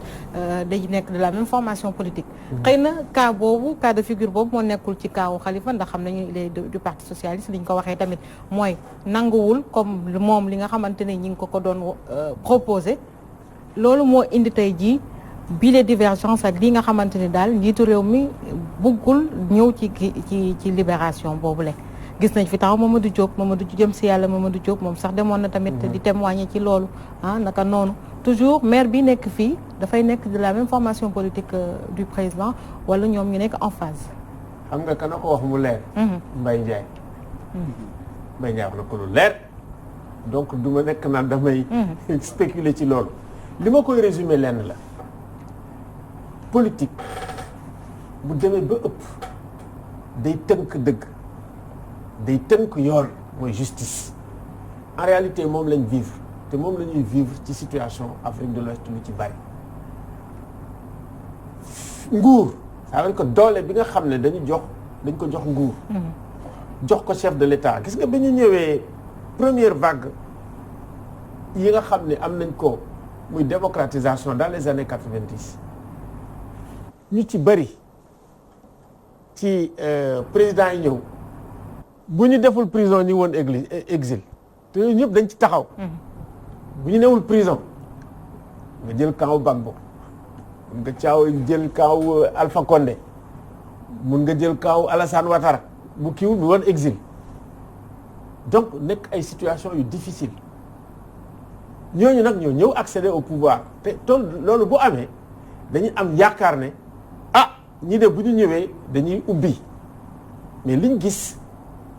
te man temps yi gis naa benn kiiwu Nations Unies boo xam ne c'était sur l'Afrique de l'Ouest ñu wax ci polarisation politique yeeg conflit yeeg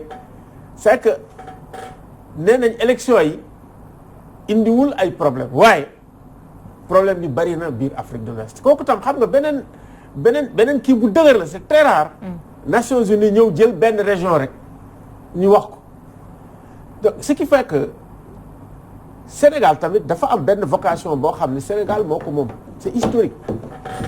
nga bëgg ko bañ ko Sénégal dafa am problème dafa am leadership en matière de droits de l'homme en matière de démocratie te dafa teel 78 bi nga xamee ne ay dictature a ngi am fu ne mu am fii une élection pluraliste la première élection entre Ablaye Wade ak Senghor mais toute l'Afrique dañ naan mais c'est quoi ça foo dem à côté ay dictature la xalaat sax ni élection plurielle mun na am muy vocation ñu ni commission africaine des droits de l'homme Senghor dox ko Abdou Diouf dox ko parmi les trucs ñu ñëw fii la ñu defee fii charte bi fii lañ ko tëggee ak ñoom Kéba Mbaye ñoom Youssoufa Ndiaye ngi nii ñoom Ibrahima Fall ba ci léegi booy jël au niveau des Nations Unies wala foo mun ci jël booy jël expertise matière droits de l'homme tey sax ñu ngi au toit mën naa ne ci toit du monde lañ nekk parce que la présidence bu ñu nee Sénégal rek te aujourd'hui président bi nga xam ne moo amee conseil des droits de l'homme c'est un jeune sénégalais mais ambassadeur pays yu développé yëpp da nga ñëw ñu ngi ñëw di waxtaan ak moom États-Unis Arabie Saoudite Russie chinois yi africains ñëpp ngi ñëw donc Sénégal dafa am vocation ça veut dire di illuminer yoon bi bu ñu demee maanaam dañ nekk ci lëndëm day illuminer yoon bi te récemment man bu ma génnee ñi ma koy wax damay tiit dañ ma naan mais yéen Sénégal lu xew dañu ma ne Sénégal lan moo xew ça ne va pas ba ci tubaab yi aussi bien domaine gouvernance am nañ ay problèmes c'est réel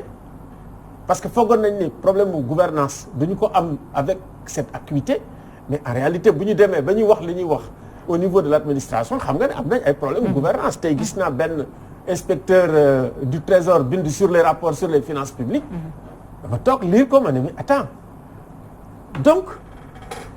nekkuñu ci situation boo xam ne aujourd'hui situation bu leer la te gis nga bu ñu nekkee situation yu lëndëm gis nga affaire yu bëri muy pare problème mu djihadiste yeeg muy problème dañuy bett africains yi ils sont pas préparés muy Mali n'était pas préparé muy le géant nigérian ils étaient pas préparés muy Niger ils étaient pas préparés après nag da ngay nekk ci fitna boo xam ne du jeex nga jël ñi nga xam ne ñeneen ñoo ëpp doole comment ça s'appelle les Tchadiens. mais Tchad France bu ñëwul woon Tchad xam te Tchad mooy gën a donc Sénégal dëgg neex yàlla il faut que ñu jëlaat li nga xam ne mooy suñu vocation maanaam leadership en matière de droits de l'homme leadership en matière démocratique et c'est très bien parce que moi je soutiens le dialogue politique ñu ci bëri soutenir wuñ ko mais dialogue politique bi aussi il faut pas que ça soit seulement quelque chose boo xam ne ça se passe dans la confidentialité de temps en temps da ne un dialogue public. mais ñoom justement ñu ngi buté sax ci ay problèmes tamit par rapport ak experts internationaux. il paraît que résoudre nañ ko récemment. mais tout ça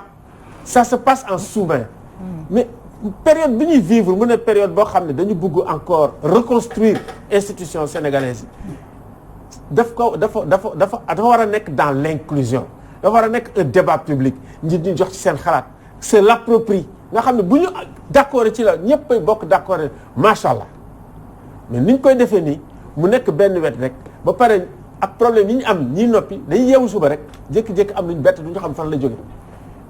donc waxtaan dafa baax nga dem ba mu yàgg nga xam ne bari na ay ndell yoo xam ne ñu ngi fi ngay déminer par benn dafa baax mais doo yokk nit ñi parce que xamuloo fan la jëm donc mooy te tey ñëpp bokk nañ d'accord ne politique bi li mu yàq ci suñu administration bari na li mu yàq ci suñu justice bari na nañ seet fan la politique di yem expertise am ñii nga xam ne am nañu ay compétences ñu doxal ko waxuñu politique nga génne politique mënoo ko génne fenn waaye bu ne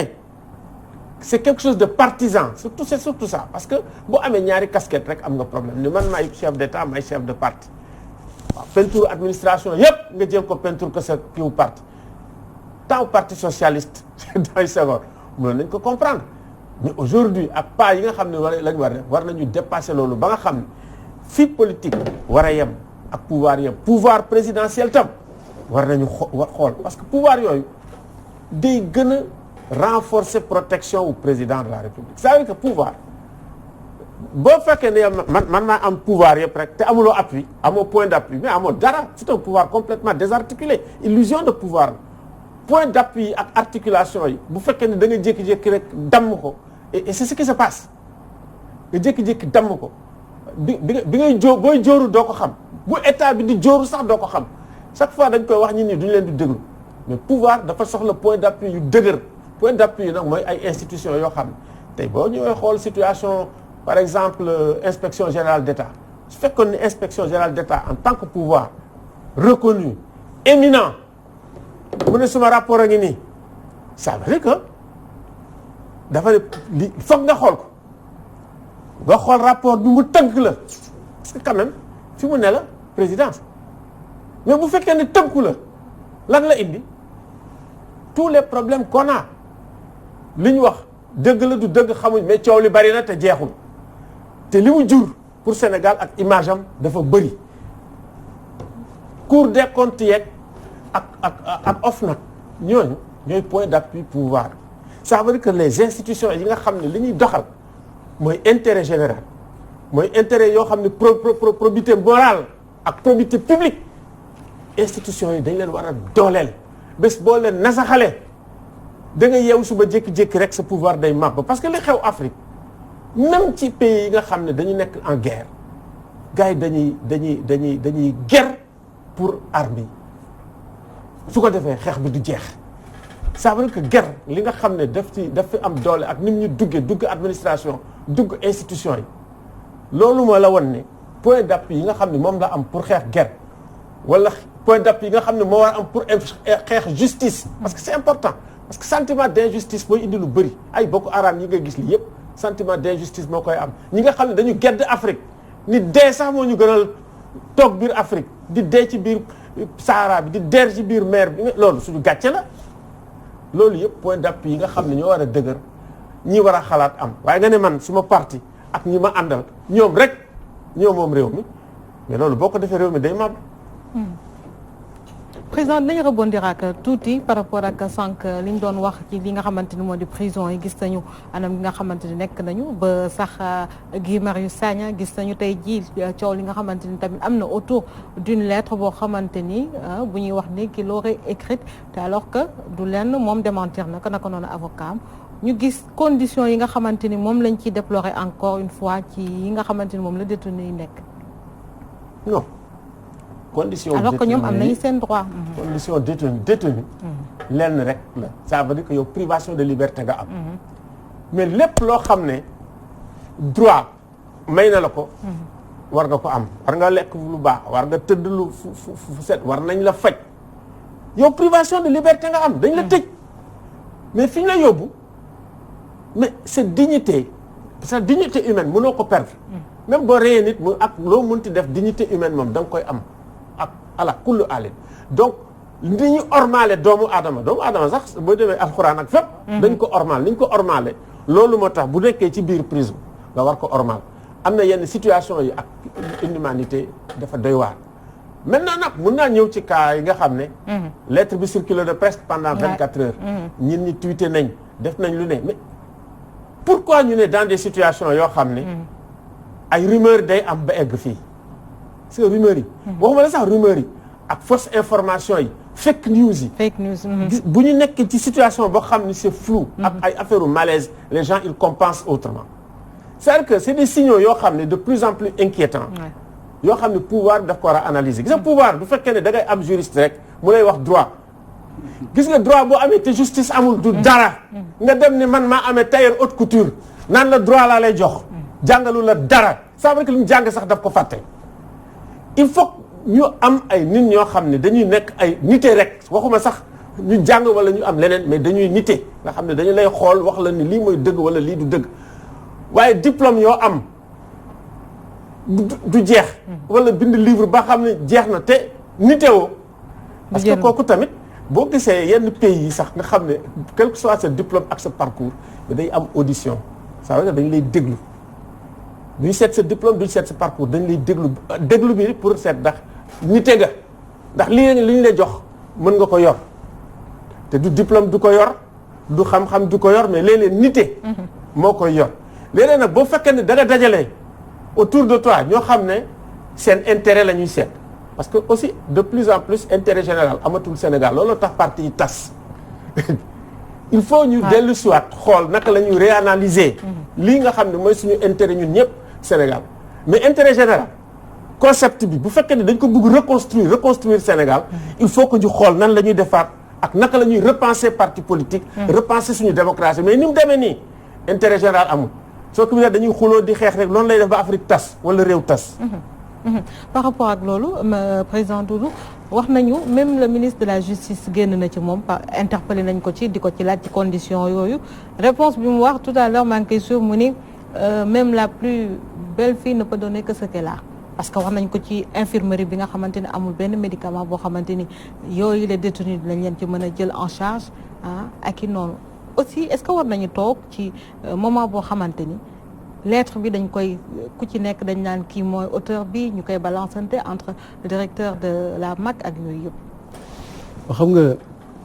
dëkk boo xam ne bi démocratie bi taxawul. ba pare ñi koy jiite seen bopp rek la ñu xalaat ñu ngi ci 2035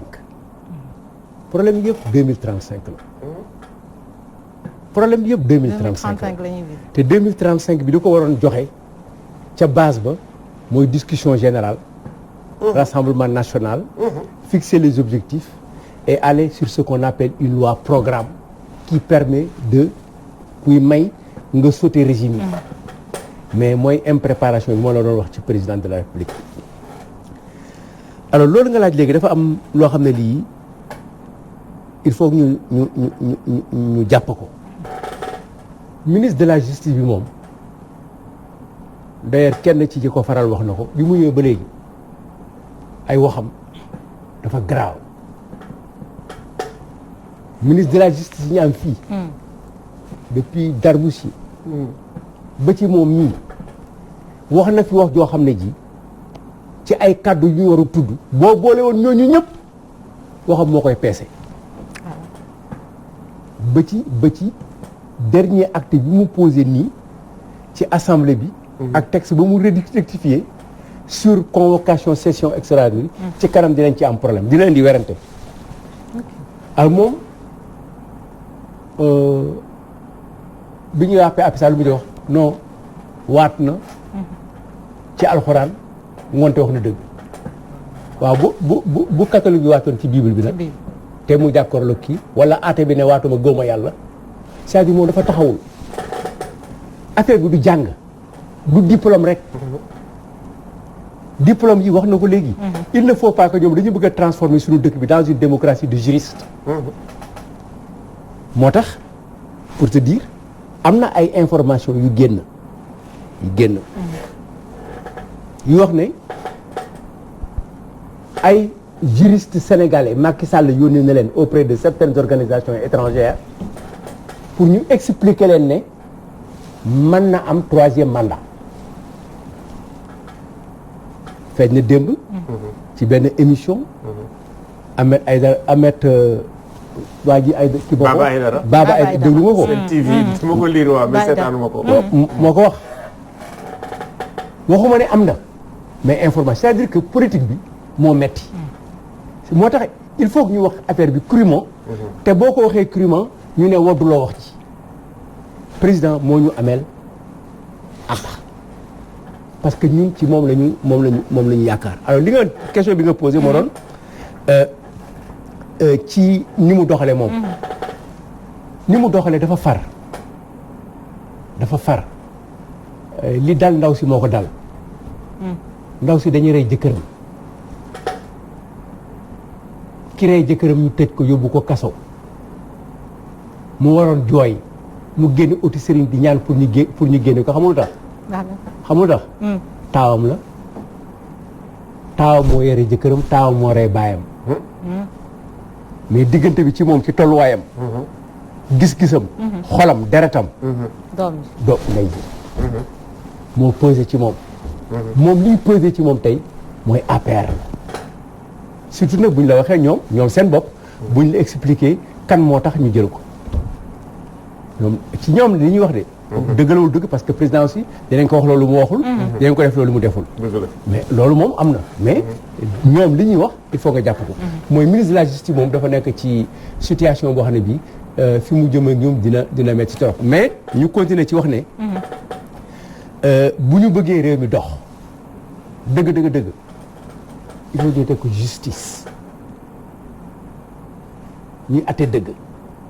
d'abord ñun ñëpp ñuy jéem a def dëgg yàlla nag moo bind nit dina def dëgg ba saag mu def safaanam mais bu defee safaan bi ñu atte ko ci dëgg bu ñu ko attee ci dëgg nag ba deg ko daan ba pare li ci def ñu bàyyi ko président de la république foofu lañ toll surtout nag président bu demee ba wax ne dinaa ko bàyyi kañ mu ne bu jeexee mu ngi soog a jeex ci rabat d'arrêt bi ci la soog a jeex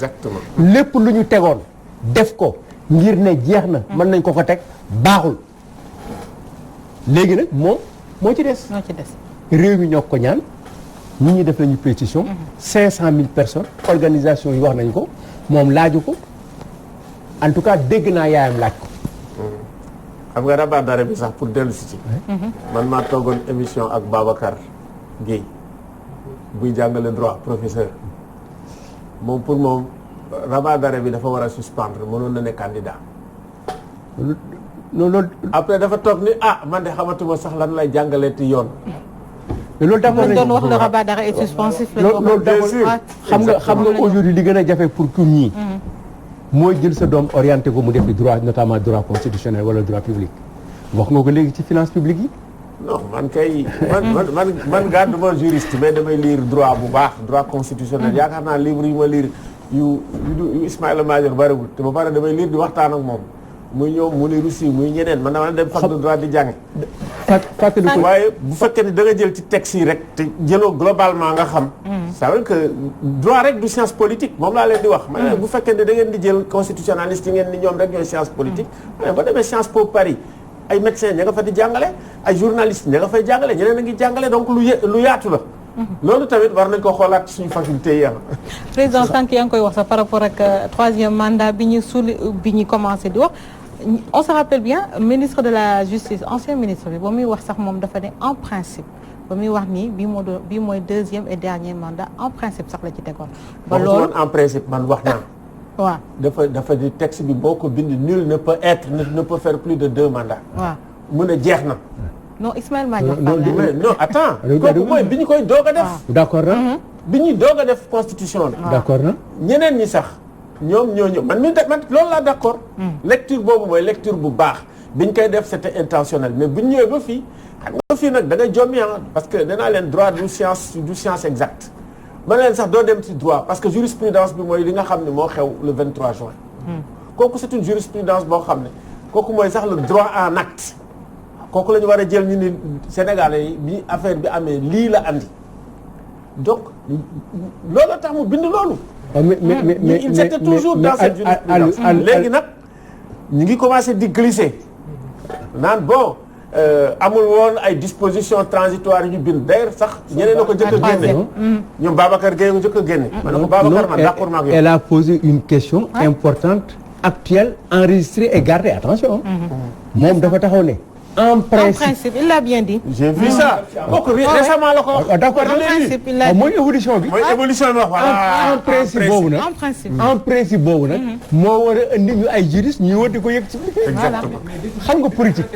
moom bi muy prêter serment damay seetlu loolu moom mën na ko clôturer débat bi ba ca dialogue ba rek ba ñu toogee mënoon na ko régler. mais damay seetlu question boobu. du dialogue bi il l'a dit. il dit que c'est son dernier mandat il a dit dans l'ordre du dialogue. non ba léegi xam nga jël say responsabilités ñëpp taxaw gan yeeg askan wi yëpp nga ne leen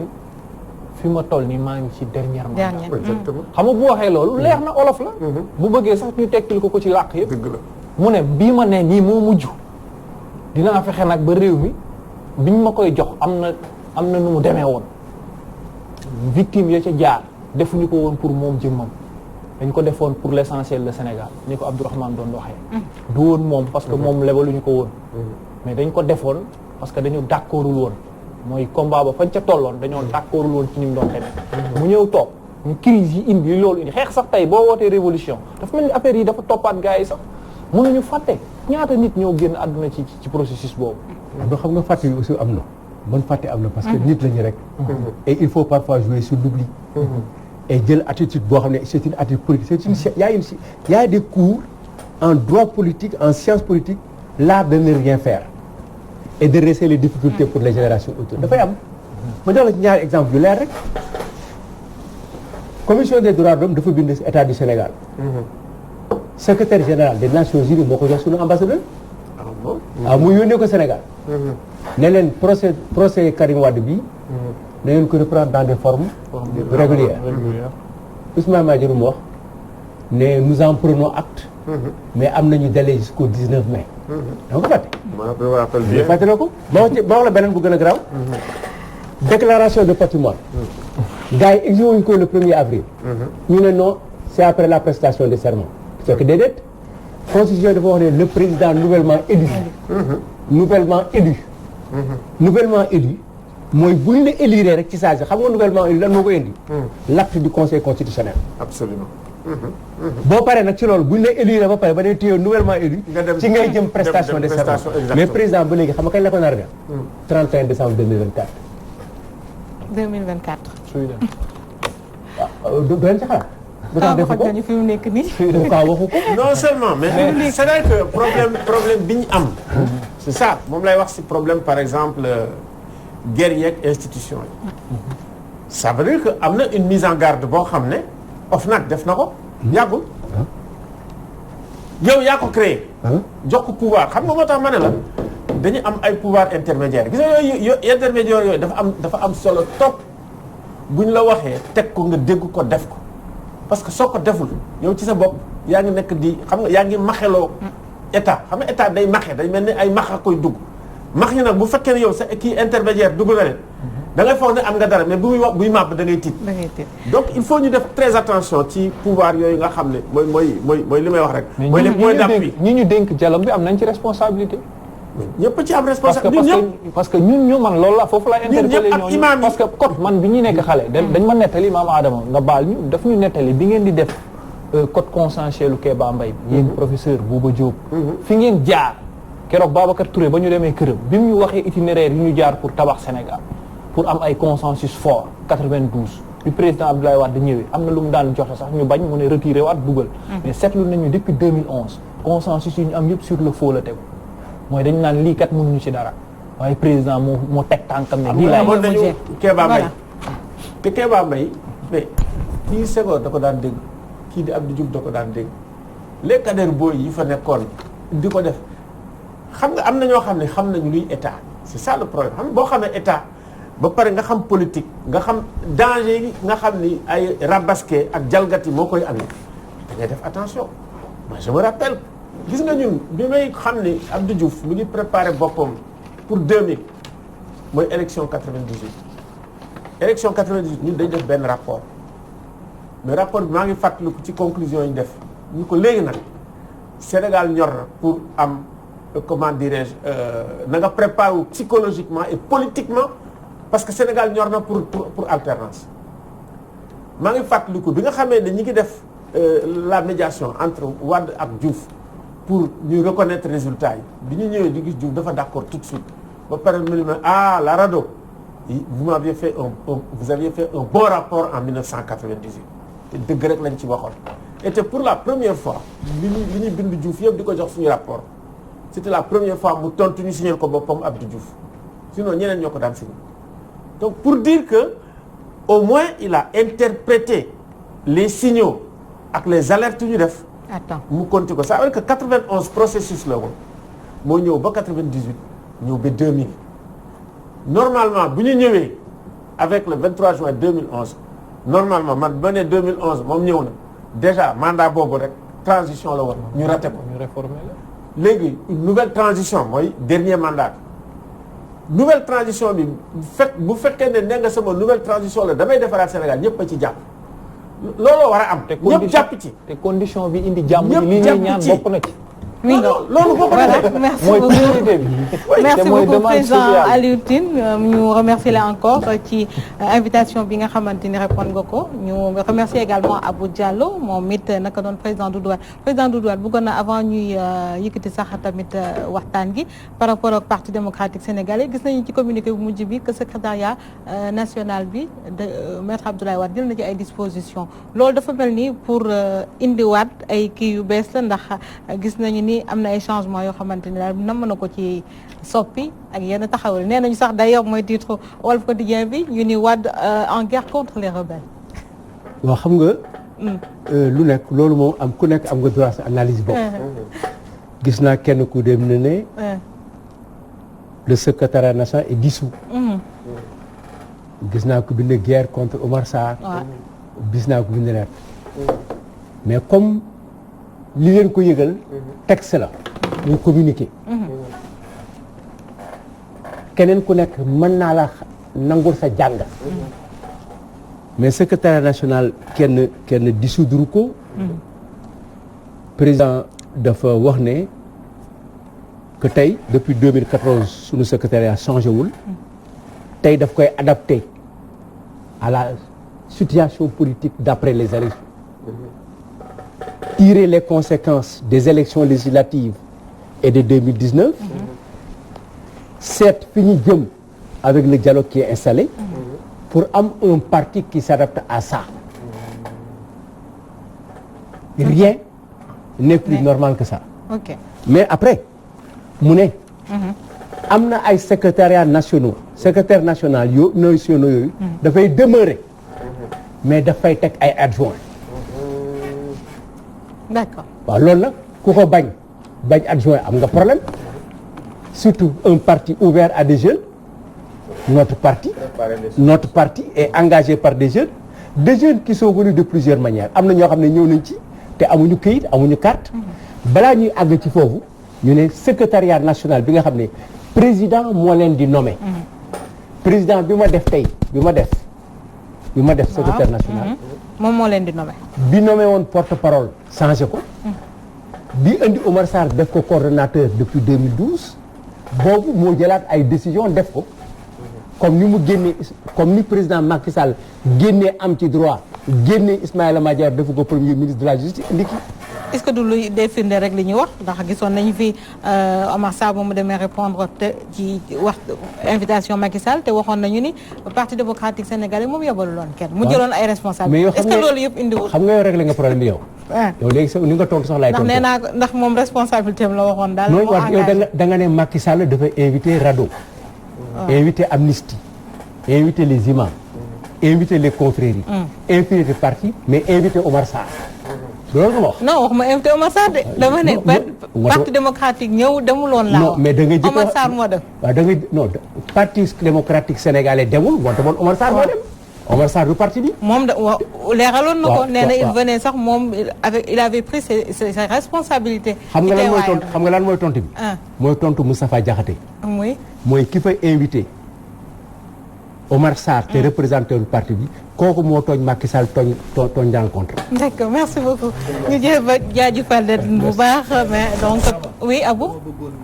à lettre bi Atepa Bint. waaw première dame. saisir ci première dame. damay ñaan lettre boobu. na ko première dame jël lire. comme mooy premier conseiller borom këram. mu wax ci bi ci topp les xalif généraux. dama leen di wax ni seeni téléphone. am nañ téléphone président. waxtu wi ñu toll nii. fi ñu jëm ci tabaski bi. Sénégalais yi seen demande sociale mooy na Khalifa Ababacar Sall dem tabaski ci kër. mi ngo je pense que message bi jàll na muy doon message boo xamante ni Abou Diallo nekk ki nga xamante ni nag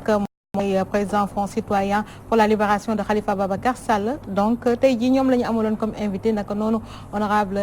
Doudou Wade bu parti démocratique sénégalais ak également monsieur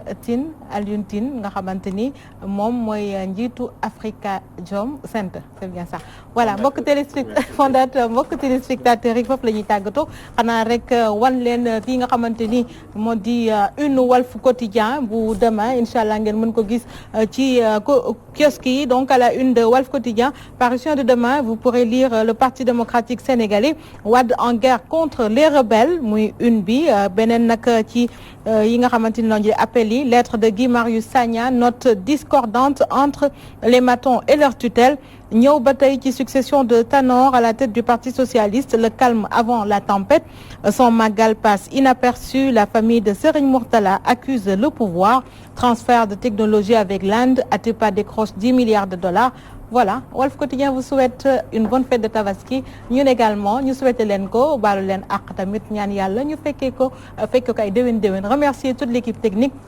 également Moustapha Diop ci coordination bi ñu fanaan ak jàmm